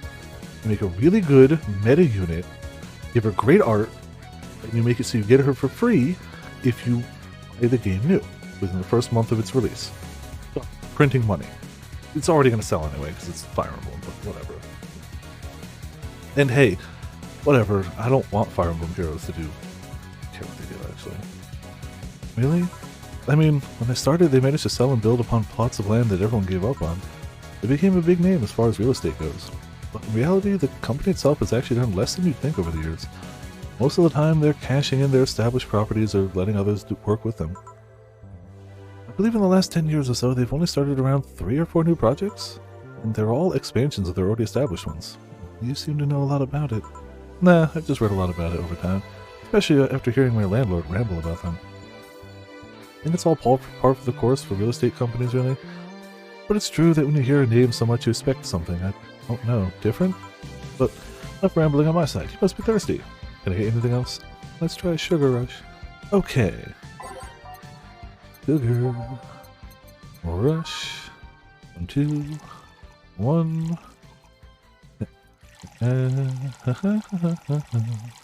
Optional means alcoholism. There you go. Yay. Actually, Jill, I came here today to thank you. Me? Yeah, back when I first showed up here, I was in a really rough spot. I was shocked. I was tired. I was a total mess. I even said some really mean things, but you had patience with me. Not to mention you helped me cool down, and your boss saved me. And I don't know, I felt like I had to tell you all that before the year ended. Much appreciated, thanks. But anyway, how you doing? Last time you were a bit off. I'm better now, thanks a lot. Glad to hear. It was weird to see you like that. I always felt like you were putting up a cool bartender act. It did? You don't? I don't. Are you sure? What you saw as a cool bartender act is what everyone else has described as being cool. I mean, cold and cool do mean the same, but nah, I don't try to put up the act. Sorry to disillusion you. I'm too much of a mess to do such a thing. Disappointed? Surprised, actually. What led me to believe that you were putting on an act? More importantly, how can I make use of it when I get assigned to a bar? Thank you, Robin. I must investigate further. Good luck with that. Let's try something bubbly now. Alright. Let's get a bubbly drink. It's always fun to go bad touch. Any optional? Optional! Sketch. Okay. Haven't had a sketch in a while. Your interpretation of cyberpunk bartending action. Do we even have paint on the bar anymore? Oh, that's blindingly for me. Ah, you guys can see it. Cool. It kind of takes up the whole screen. See if we can't. Just a little. Aha. That'll work. Cool. Let's see. The light's so bright in my eyes. That's fine. I got to blind everybody. It's perfect. Let's see. My interpretation of cyberpunk bartending action. We're gonna.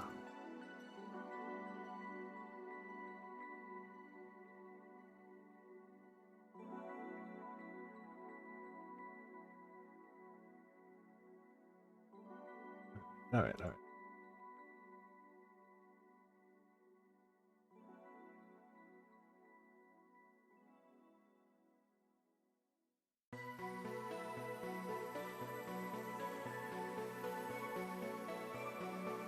I should have been the one to fill your dark soul with light. It's just how it goes, guys, you know?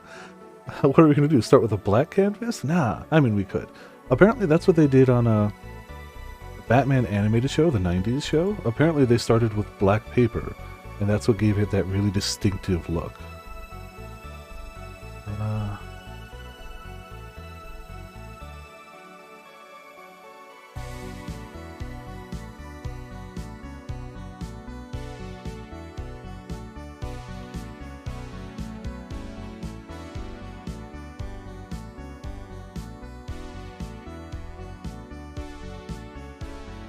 Yeah, got some bar stools. Everything black first. I could have, but then I wouldn't have gotten to blind everybody. So, you know, I knew what I was doing. No regrets.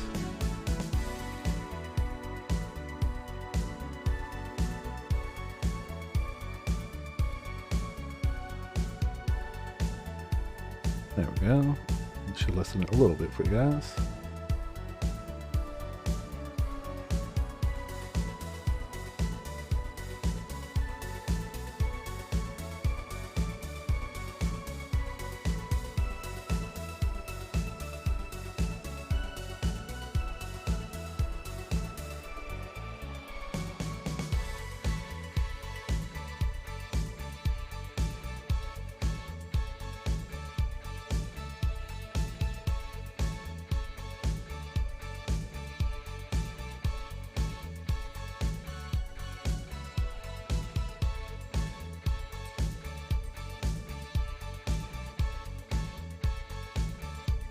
Should I should those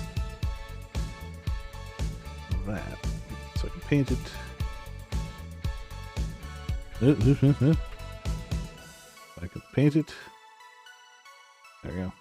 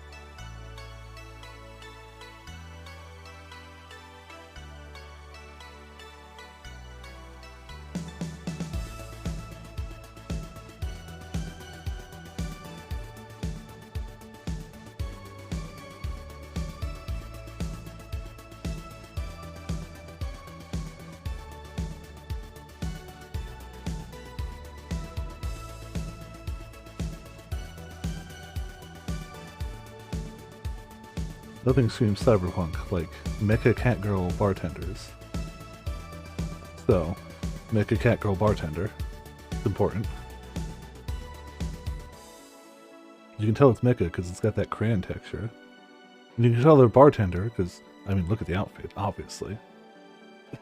That wasn't what I was aiming for, but I absolutely see where you're coming from. That wasn't the goal, but also I see what you're saying. Can't bartend without a drink. That's true.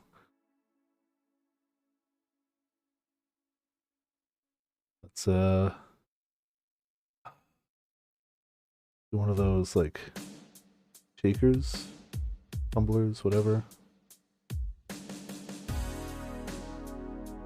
Oop. Yeah, it's fine. There we go.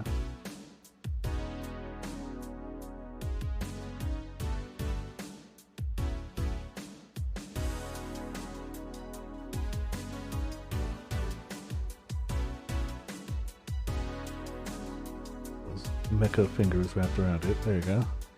As they do. Perfect. Anatomy? Oh, yeah, I know how arms work. Don't question it. I know how both arms and perspective work. perfectly every time. You know what? You know what? Just for that, we're gonna make this arm just like that. There you go. Perfect. Let's not forget his very robot hand at the end of it. Oh crap, that's the wrong brush. No, don't balloon me. There you go. Perfect, perfect.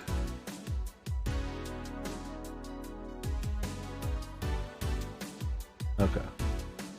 Yeah. Robo arms work in mysterious ways. We're gonna say, since it's the cyberpunk future, that the only customer we currently have is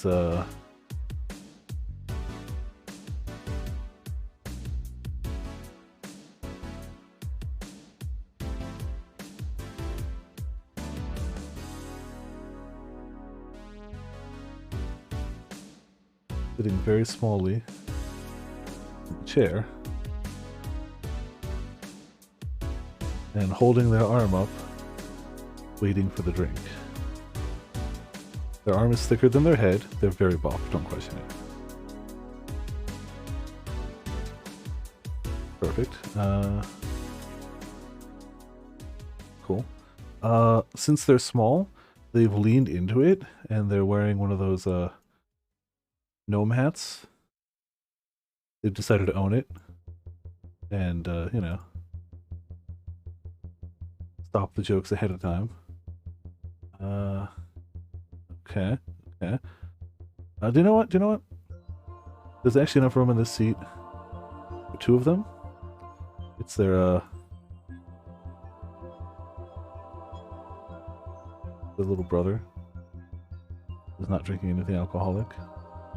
They're just they're gonna have a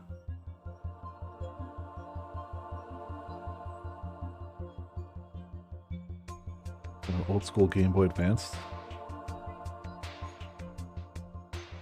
because, you know, retro things are cool in the future. With those silver shoulder buttons. There we go, perfect. What was it? It was just A and B then, wasn't it? Right? The old school Game Boy Advance just had the A and B button and the D-pad. Cool, perfect. Yeah, obviously they can't drink alcohol, so they're here, you know, playing with the Game Boy Advance. Perfect. They're not wearing the hat because I think the hat looks silly, but that's okay. Perfect, perfect. Okay. We need real quick some shells in the back. We need to actually paint that arm.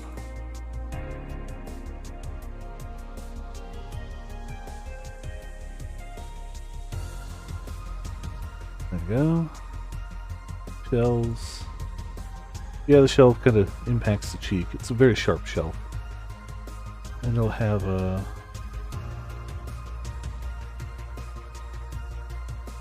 bunch of bottles of various bodily shapes.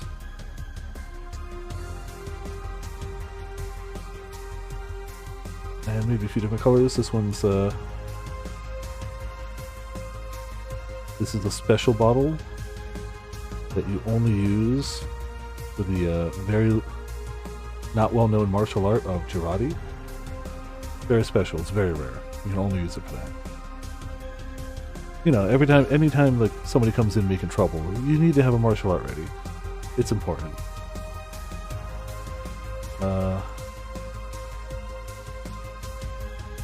It's kind of just a stain that nobody's really cleaned up, but it's not like a stain on the back of the bar or anything.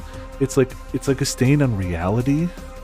It's kind of just a hole that's there, and, you know, every now and again some really weird like energy tendrils come out of it, but like they've all just decided, yeah, It hasn't hurt anyone yet. You know. They've got this one drink that's just a gas cloud, and you waft it over to the customer, and they just snort it. Yeah. No, because every time you throw something into the stain, it comes back out so much worse. So much worse. So you learn quickly not to put anything in the stain. Very quickly you learn that lesson. Another... the box. Just the box. Oh, do you know what we need? Oh, we need one last thing. Hold on. Before this is done. We need... chill bed. That's exactly. You understand. We need... a bowl on the countertop.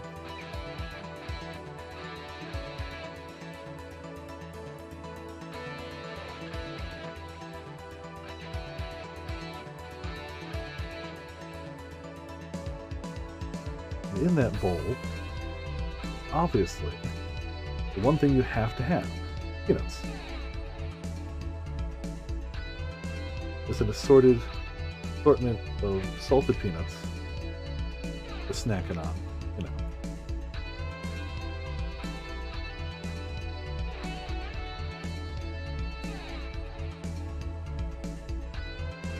Alright, honestly, there. Oh, hold on. What's something else Cyberpunk we could add to this? Oh, I know what we need. We need a neon light.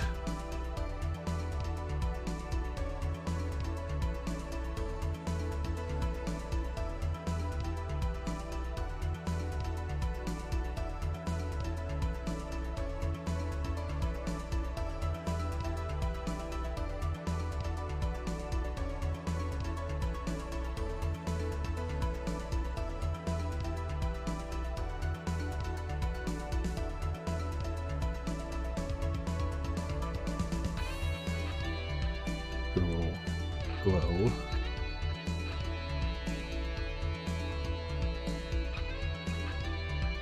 Yeah, the sign doesn't say like open or anything, it just says yes. There you go. Cool. Save as. This Mecha Cat Bartender girl is the future of Viperpunk bartending action, and a small gnome and their VA playing brother have ordered a wiggly arm drink, since only robots can wiggle the arm in the right way to mix it. Cool. Perfect. Alright, I'll put it in the Discord later. No, I lied. I'll put it in the Discord now. Why wait? Assuming I remember to put that on the desktop.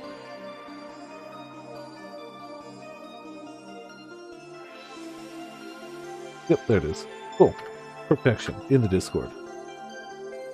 Wonderful. So, back to the game.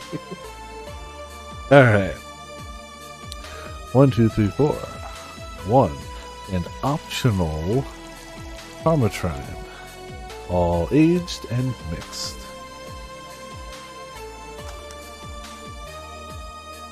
Wait, what's this bubbly?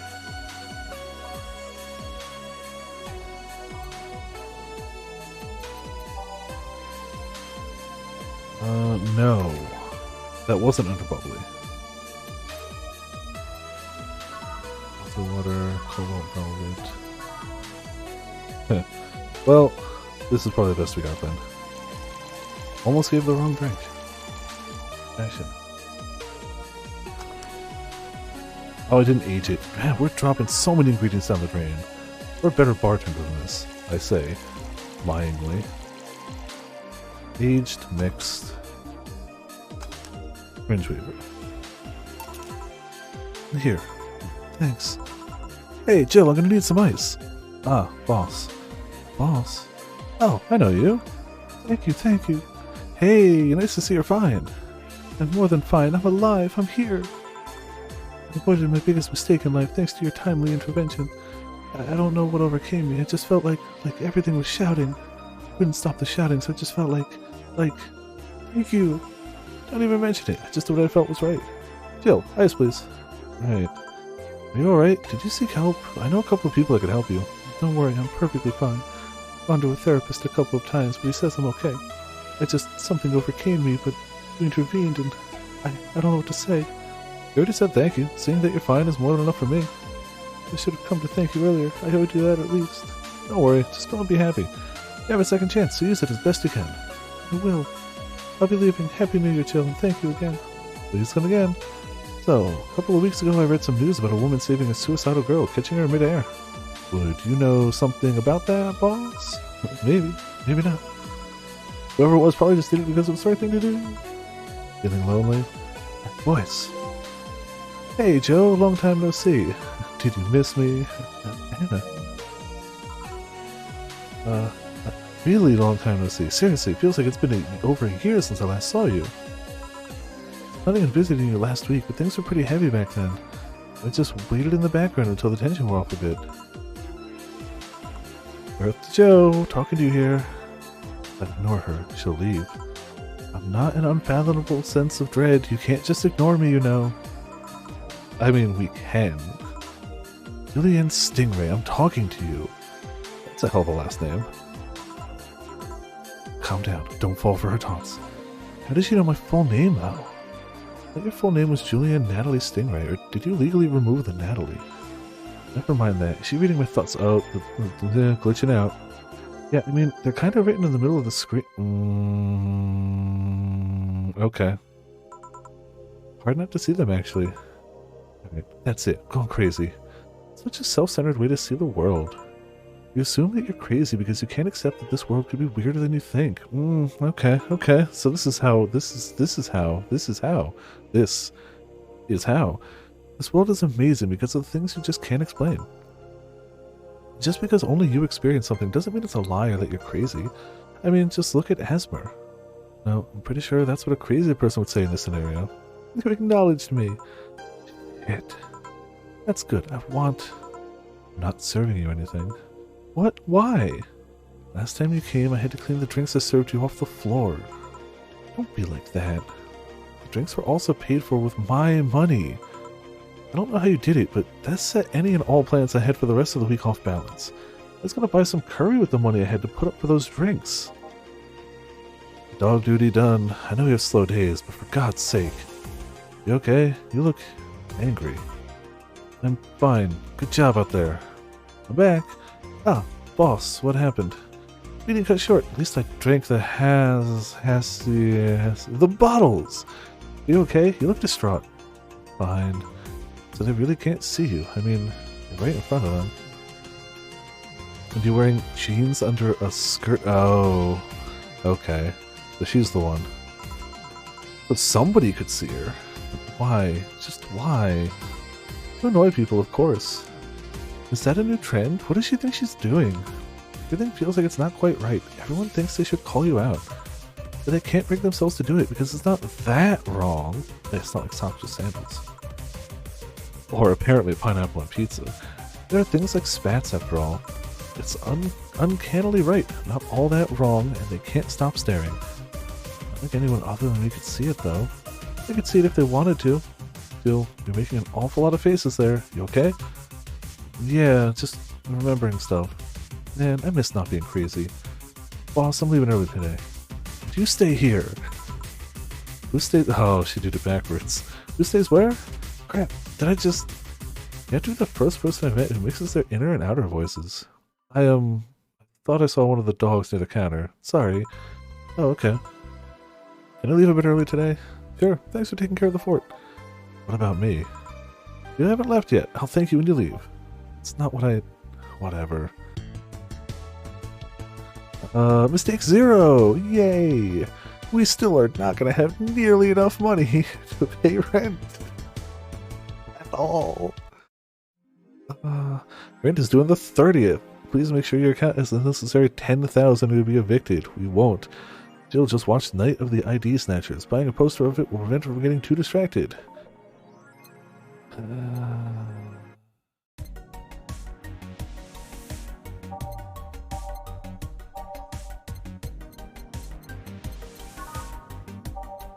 one?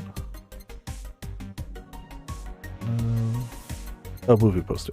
There you go. The beloved police mockumentary. Oh, there you go. Got a movie poster.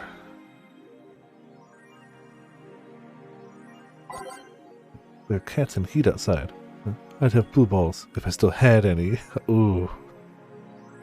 Poor Forte. Taylor the Brain tired of name change requests. A couple of weeks ago, we wrote about Taylor, one of the brains from the Sola Anima project. One of the highlights from the interview was that unfortunately stripped from the finished version was a stray comment about how many people asked Taylor to change their name to Brain on a regular basis. I know people try to be funny, but I won't change my name for a punchline, Taylor told the AE team. I like the name Taylor, and there's nothing wrong with Brain. I just won't be a part of the joke. My life is worth more than that.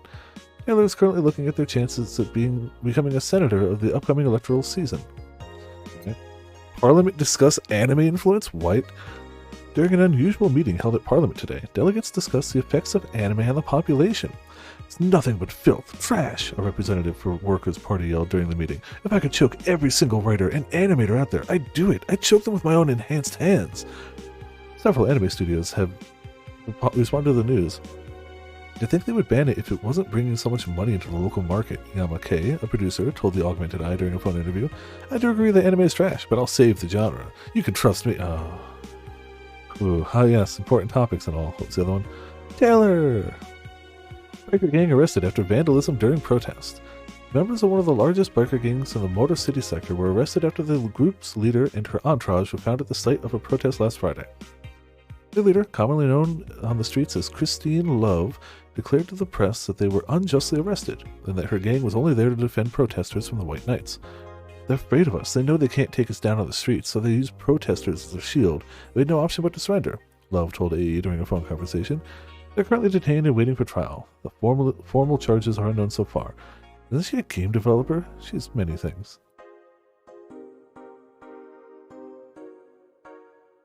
I think this is the only new one. It's finally here. I can't believe I'm alive for this day.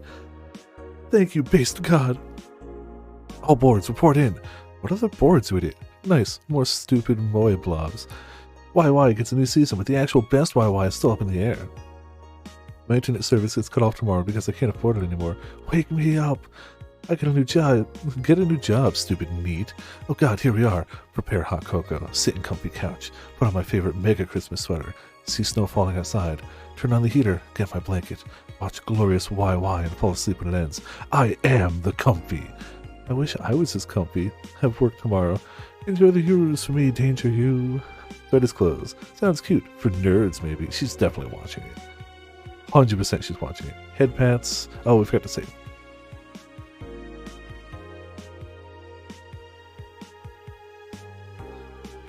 Head pats. Go to work. Ooh, we ain't gonna be able to pay rent, and they're gonna kick us out on the new year. Evening. Hey, Jill, let's have a New Year's party this Saturday. Isn't that a bit soon? Why, did someone famous get killed at a New Year's party? No, I mean, never mind. Sure, I'm in for it. Great. And Gil? He's coming too. I mean, it's not like he has anything else to do. Hey. No, I mean, where is he? He was escorting a client of his to the station. He should be back in a second now. Back. See? So, you're coming to the New Year's party too, Gil? Not like I have anything else to do, so... Told you. We're depressing people. Oh, yeah, the kid from the other day, Gabby, I think you called her, asked me to give you this. I believe it's a note. A note? Gabby, let's see. First of all, I want to apologize for my behavior before. I was still hurt by my sister's death, and it wasn't fair to take out all the stress on you, let alone put the blame on you. And so it feels weird to ask this of you after how I treated you, but I really want to talk to you. I want to catch up, to chat for a while, to do what you were doing with me before I lashed out. I want to understand this freedom you talked about, the fear that drove you to a fight with my sister. I'll go back to the bar on the 31st. It won't take much of your time. If you don't want to see me after all that, I'll understand. But please, I really want to talk to you. Gabby. Wow, that girl has a big vocabulary. She was always a smart one. The 31st is written in different handwriting. Oh, yeah, she asked me when you'd be here, and I'm here and relatively free, so I told her about the party. I also assumed you'd say yes to the party, which might not have been the best idea now that I think about it. Boss, I'm having second thoughts about coming to the party. What? Why? Because I really don't want to face Gabby again. Now it's coming back to me. What drove me to never go back to apologize after all those years? Fear and shame. Shame because I know I made a hideously stupid mistake and it's painful to face your mistakes. And fear of what they might say. With Lenore, we never broke up formally, so I was always afraid that if we were to meet again, you'd break up with me. And I don't want Gabby to tell me that she hates me to my face. Lenore was in the right to break up with me, and Gabby's in the right to hate me. But I don't want her to. Maybe if I never see her again, she'll never tell me that, and... Jill, you idiot! Huh? You're thinking backwards. Didn't the letter say she wanted to understand you? If you bail out on this, she will hate you. Not only that, but you're getting a new chance here. Do you want to live the rest of your life running away from another memory? Didn't you just say to Armitage that you hated feeling like that? Armitage? Titty hacker! Alma, right. I don't know what happened with you when you fought with that girl's sister, but now you have a chance to make amends. And not only that, whoops, I hit the button too many times. Not only that, you have us watching your back. So I want you to think about this. One day of fear or a lifetime filled with regret. Which do you pick? Yeah, you're right. I hated feeling like that. I won't run away this time. Good, because I would have gone to your apartment and dragged you out of there if need be. Hey, boss? That's what friends are for. Yeah. Anyway, let's start the day. Music's fine. Time to mix drinks and change lives. Seriously though, it's the second note that has stirred such feelings in me. Second one? 2 weeks ago I got another note from in the mail. This one is from Lenore. Was that the envelope you took away from me in a panic? Yup. You haven't opened it. Why not open it with Gabby? You're facing one fear, might as well face the other. Maybe. Don't push her, Chief. I'm not. I just know she's capable of doing all that. I'll go secure stuff for the party. Call me if you need anything. Keep it up, Jill. Thanks. Happy holidays. Someone's happy. We held a party for the staff and their children. You should have seen the faces of those kids receiving gifts. Nabbing that Santa suit at the last minute the other day was totally worth it. Santa dresses seem to have been popular this year. I think they were sold out in most places. There was this weird shortage of Santa suits, but luck was on my side this year. Sorry for that outburst. Why? You look so happy. I felt happy too. You shouldn't hide your happiness. Anyway, can you make me a cobalt velvet, please? Sure. Cobalt velvet for Stella. 1, 2, 3, 4, 5, 6. 1, 2, 3, 4, 5. 1, 2, 3, 4, 5. All on the rocks and mixed. Date? Here. Thanks. Are you meeting with Sai today? You should be here in a bit. She told me she wanted to drink here, and since I was coming here too, sadly I can't stay for long. I have some errands to run. How's she been lately? She's better. Her wounds have been healing really nicely. If only she stopped scratching at her bandages so often. What about her eye? Eye? Oh, hers. Sorry. It'll take longer to heal, but as long as it's kept clean, there should be no problem. But to be honest, I'm more worried about her emotional wounds. She doesn't show it, but she's had depressive bouts from time to time. And who can blame her? Her life changed completely. The job she loved no longer exists. She was used as a disposable pawn in the whole bank affair. I'm afraid it will all make her go back to her old ways. Old ways? There was a rough spot when Sai was a teen. Her mom's clinic was about to close, then her biological father, who was an asshole, showed up. And the teachers at her school didn't help. Sai is not a slow learner by any means, but her way of learning stuff is different. She needs equivalences to things she knows. We need to get a bit in her mindset. Once you get this, she's a fast learner, but schools don't have that kind of patience. They basically branded her a failure. She even dropped out. I would have suggested a special course somewhere else, but that would have offended her. She's always been against being labeled as special or different. Anyway, Sai was totally different during that period. Foul-mouthed, short-fused. Always frowning, the total opposite of how she is nowadays. From time to time, I see that old look cross her face, and it scares me. I'm comparing her to her teen self, though. People mature. Maybe she'll show signs from time to time, but I bet Sai knows better than to go back to that. I hope so. Get me something cold and sweet, will you? Sure, cold and sweet. I think I heard that one before. Sweet.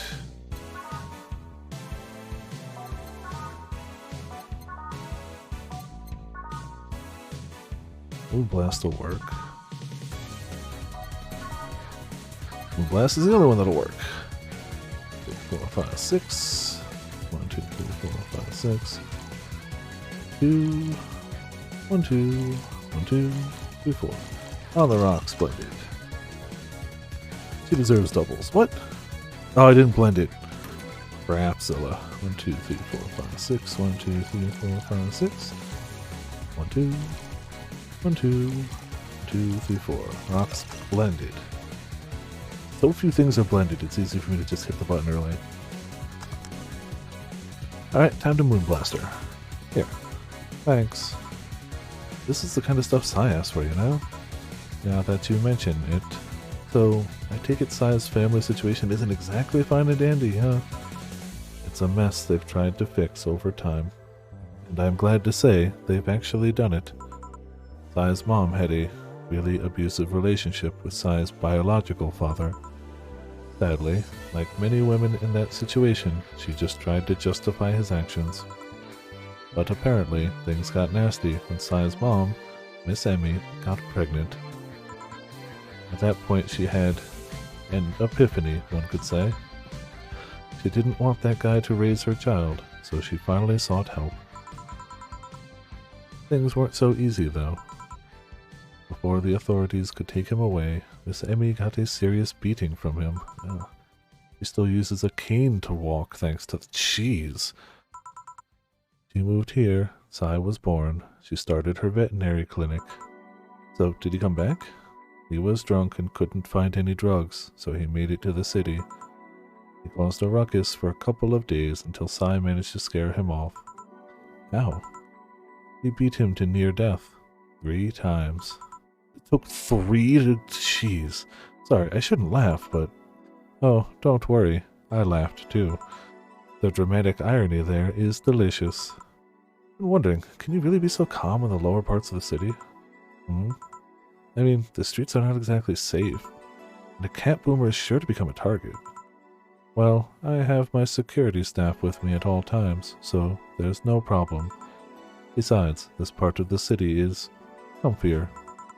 Again? Sure, uptown is cleaner and maybe more secure, but it's also too sterile. Around here, you can actually feel the warmth of the people. You feel their people living. Especially like going to a busy food stand. I feel a warmth there that uptown doesn't have. It's also easier to talk to people. You finally came. Welcome. Try to talk to someone in the upper part of the city. They either shrug you off or flat out ignore you. People around here are a bit wary, but they're also more likely to talk to you. Not that things aren't nice there, though. Can I get you something? Feel like having a beer. Make that 2. But I just want 1. I'm asking for 1 for me, adding 1 to your order. Oh, that, right.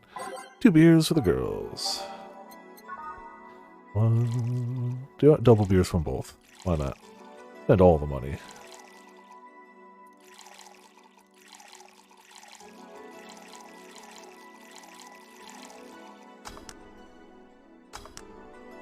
What? Oh, yeah, I see what I did wrong already.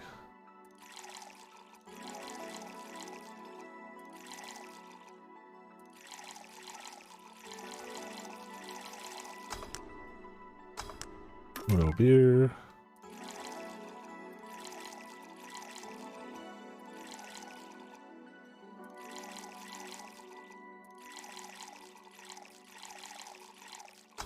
And dose beer. Here. Thank you.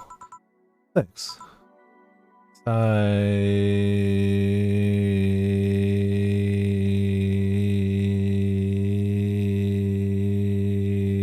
You should have seen the kids after you left. They were all playing with the toys you picked. You nailed it again this year. They were all asking, where's Sai? Where's Sai? She's got a robot eye, and I didn't realize we were going to get way more robotic than her, so she was the first one I leaned hard into the robot voice before realizing it would fit other characters so much better. But she's one of the few I remember the voice for, so we stay with it. Why do they call you just Sai when they call me Auntie Stella? The one voice I remember. I don't look that old. Eh, don't worry, they still like you. Sorry I had to leave, but Mom worked overtime that night and I couldn't leave her alone. I can. You're right. What happened? Well, there were fireworks and some dog thought it'd be safe to hide in a jar. Little guy managed to get his head and paw inside before getting stuck. It was plastic, so they couldn't just try to break it. That's messy. She needed someone to hold the dog while she worked. Poor little fellow was scared. Well, I'm out. Oh yeah. We'll have a New Year's party this Saturday if you want to come. Sure, it's better than depressing myself with my dad's woes about the next fiscal year. I'll be here. Bye, Jill. Bye, Sai. Careful. Please come again. You want to come too? I'd love to. I'll also make up for not coming last time. How was the party? Pretty nice. We played Truth or Dare. Had some fun, broke some glasses, ate lots and lots of food. Seriously, looking back, the amount of food was ridiculous compared to the number of people who were there. There are leftovers and left hanging, don't you think? Yeah. Can I get you something? Let's try something classy. Okay. Classy.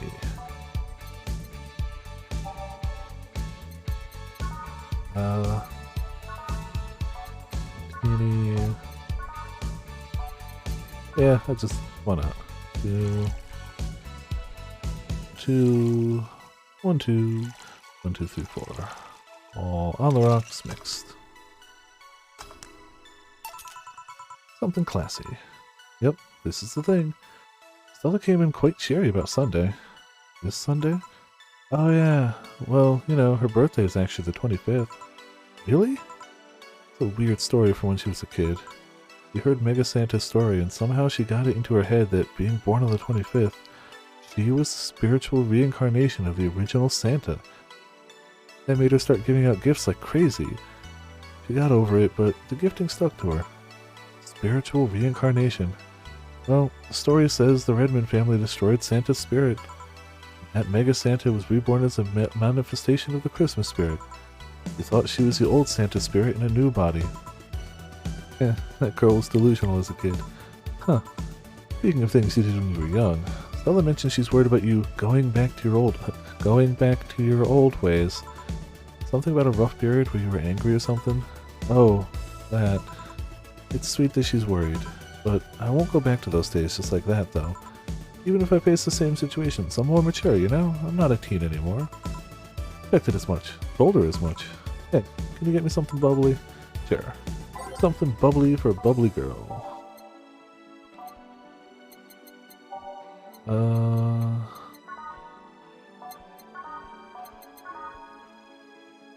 Yeah, no.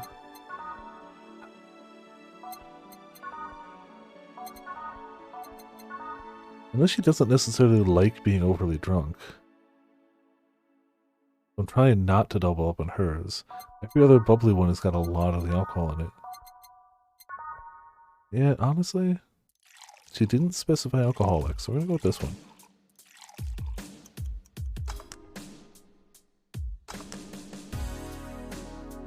I don't know if you'll like it. We're going with it. Here. Bubbly, bubbly. Hey Jill, this might seem a bit random, but do you remember the first time I came here? Yeah, you're the second white knight I've served. I remember. Why? Precisely because of that. I've been meaning to ask you about that story. How was your other experience with a white knight? If I had to put it simply, the total opposite of you. Oh? You came here as a part of her work, looking for information on some case. I went through the motions of offering her a drink and all that, but she came only for her job.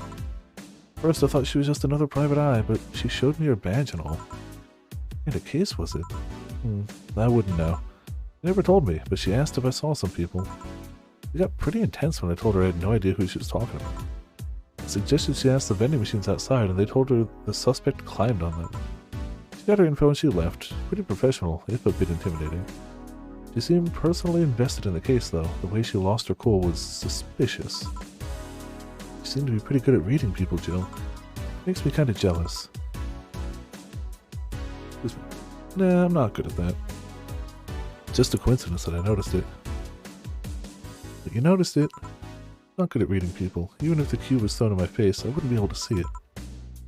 I'm sure you can compensate with another skill. Any particular reason you asked me about the event? Not really. I just found the fact that I was the only other white knight you served weird. I mean, really? Just two?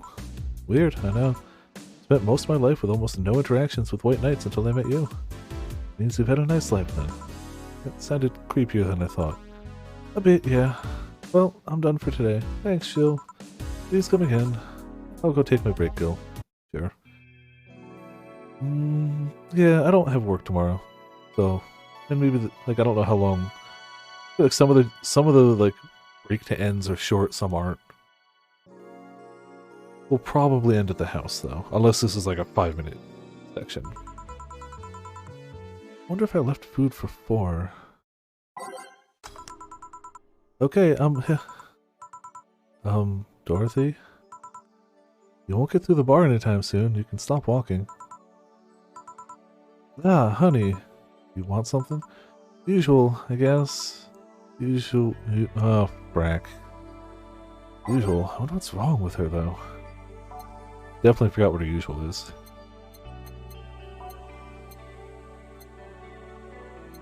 Absolutely don't remember what her usual is.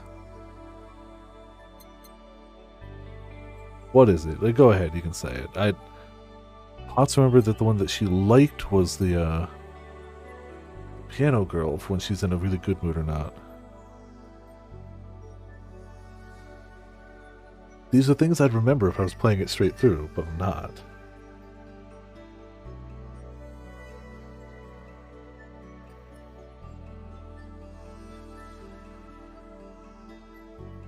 I hope she hasn't been hit by whatever mysterious voices are happening. Works here? Okay. Under... Oh, yes. 5, 1, 2, 3, 4, 5. 1, 2, 1, 2, 3, 1, 2, 3. All aged and mixed. There. Here. This is nice. Nice, ice. And ice? Okay, you're freaking me out. What's up with you? Hey, honey, how do you know what's real? How so? I mean, how do you know if what you see is an actual thing? How can you tell if what you see around you is actually happening? What tells you everything is not actually fabrication? What tells me I'm not just a simulation on a computer? Those ponderings brought you to the bar? What? Oh, I'm in the bar. Am I? Dorothy?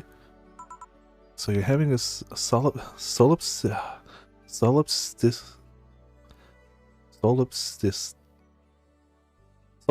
is the thing. Why can't I pronounce solipsistic of sorts? Why can't I do that word? I know what solipsism is. I'm aware of it. Why can't I pronounce solipsistic? Screw it. I'm going past it. My brain just goes, nah, I think not. Why? Solipsistic. Okay. Sure. Crisis of sorts. What? Solipsism. The theory that the self is the only thing that can be known to exist. See? There's another thing right there. That word. Solipsism. What does it even mean? Where the hell did it come from? Yeah, I was aware of that, like, very depressing. It's one of those things, like, I don't remember the exact quote, or even who said it, but I definitely remember, like, upon learning that, like, way of thinking, I was like, wow, that's, you know, objectively a little interesting to think about, like, yeah, nobody can technically prove I'm anything more than, like, a brain in a jar. Nobody can prove that there's anything more to this world than what I see. some quote from some person. I wish I could be more exact than paraphrasing a quote from someone, but like, yeah, maybe nobody can disprove solipsism, but at the same time, I find life to be a lot more fun if I don't think that way. It's something along those lines. And like, yeah, cool. Well, solace means alone, and ips means self. Yes, but how did it come to be? You expect me to believe that a lot of people just randomly decided to make noises and decide, hey, let's make this noise mean that? Devil's proof thing. Oh, absolutely, yeah. Like, you cannot disprove it, but just get depressed and end up like this if you're worried too much about it. Doesn't make sense. Words don't make sense. Okay. I've been repeating words for a long time. They've stopped making sense. Why? Calm down. It's just semantic situation. Hey, she knows the phrase for it. That is the actual term for when you say a word too many times and it seems to lose its meaning.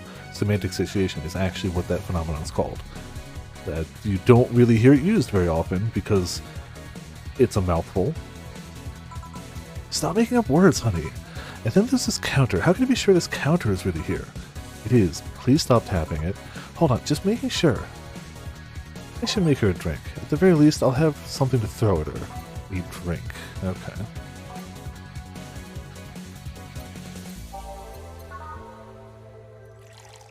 Well, you want something strong to throw, right? There we go. Perfect. Stop tapping the counter so much. I'm this close to throwing this at your face. Sorry. Let's just start from the beginning. Since when did you have this existential crisis? Resolved by... Who cares, though? Yeah. Well, it's one of those things where it's really easy to lose yourself into, I suppose. Like, if you fall too deep down the rabbit hole of nothing else matters, if the world is only what I see it as, what does it matter? What does anything matter? And just tumble down that rabbit hole. Since earlier today, I think, I don't know, it was all too sudden. I was thinking about everything that happened from a week ago until now. How much fun I was having, how much I loved everyone around me. And out of nowhere, the thoughts started piling up in my mind. What is love? Baby, don't hurt me. Don't hurt me, no more. Oh, what is fun? Are these feelings real? Is all of that real? Am I real? Yeah. What tells me I'm actually in a body? What if I'm just some computer somewhere thinking it has a body?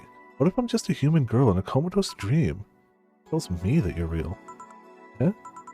For all I know, I might just be a figment of someone's imagination. Or even just an AI simulation in some computer that thinks it's a human. I've been there, Dorothy.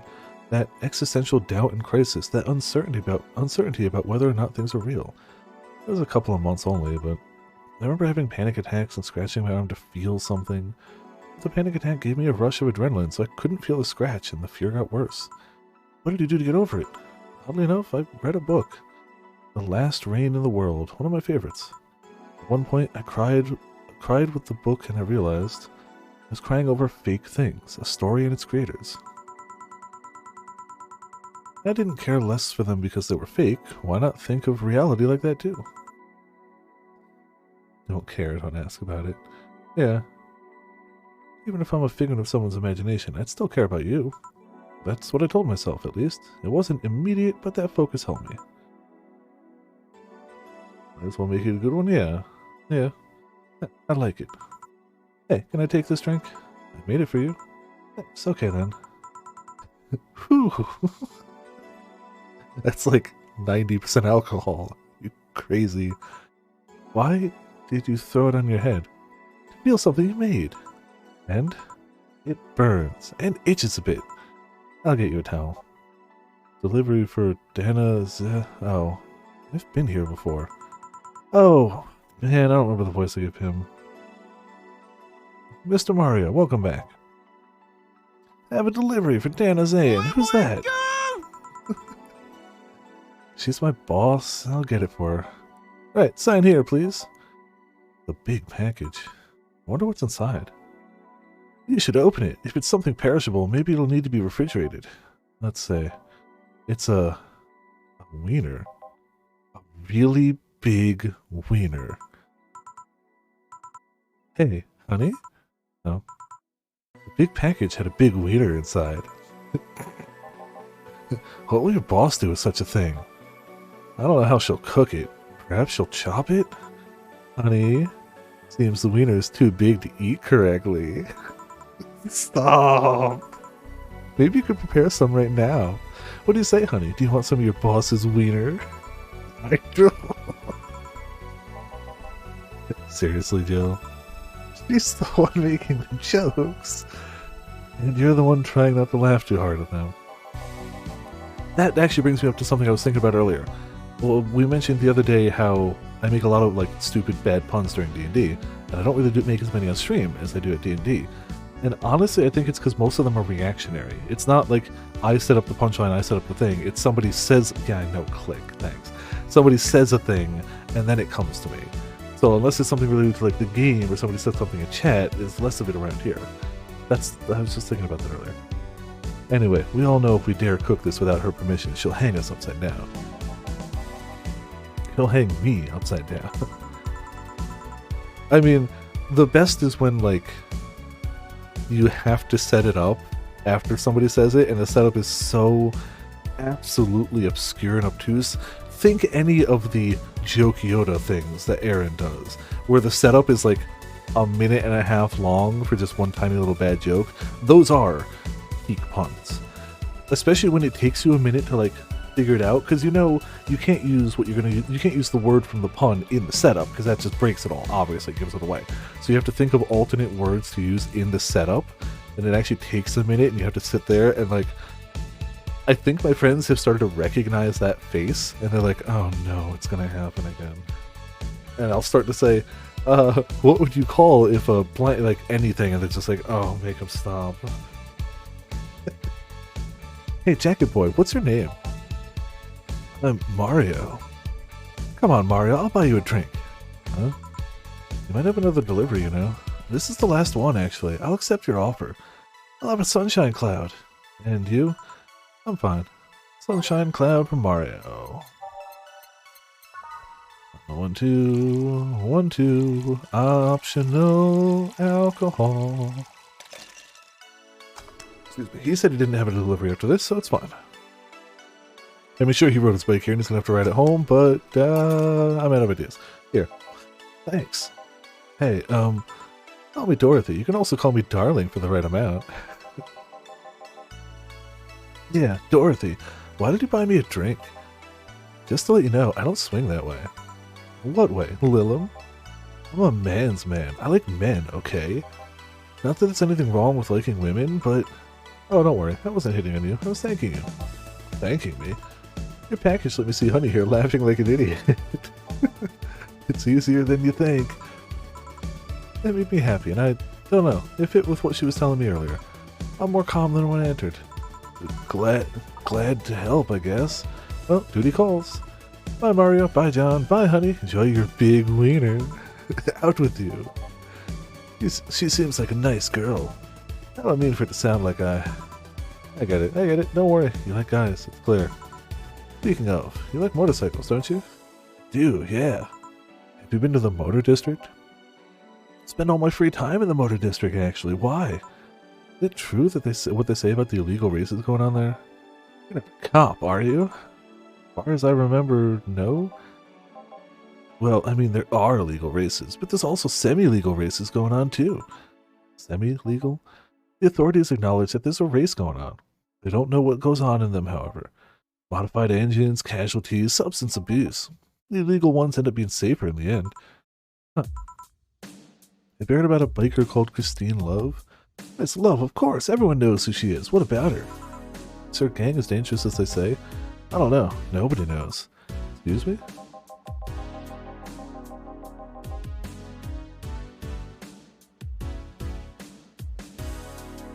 They look intimidating enough, but truth is that nobody's faced them directly.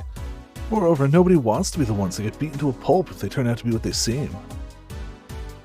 Excuse me. Do you know what? I need a sip, that's what it is.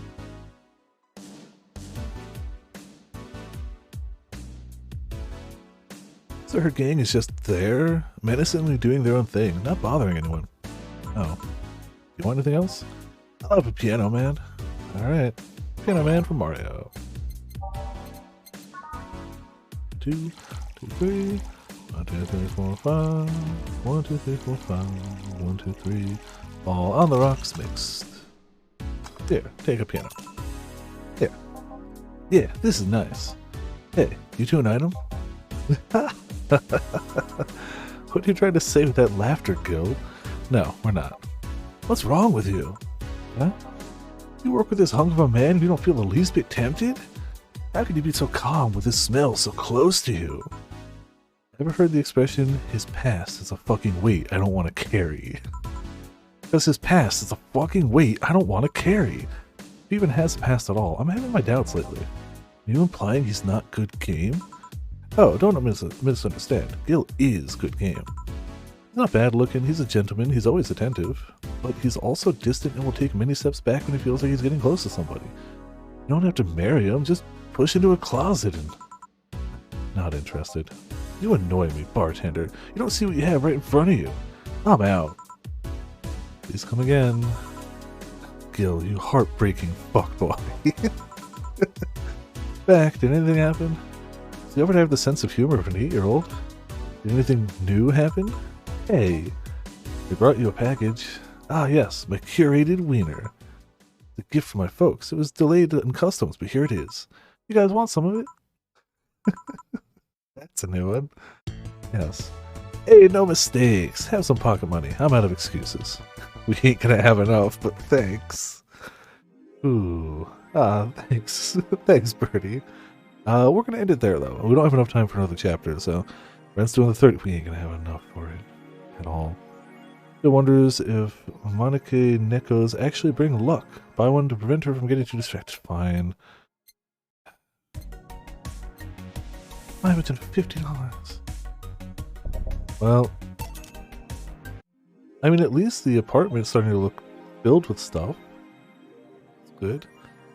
You've been chuckling since yesterday. Wiener. Alright.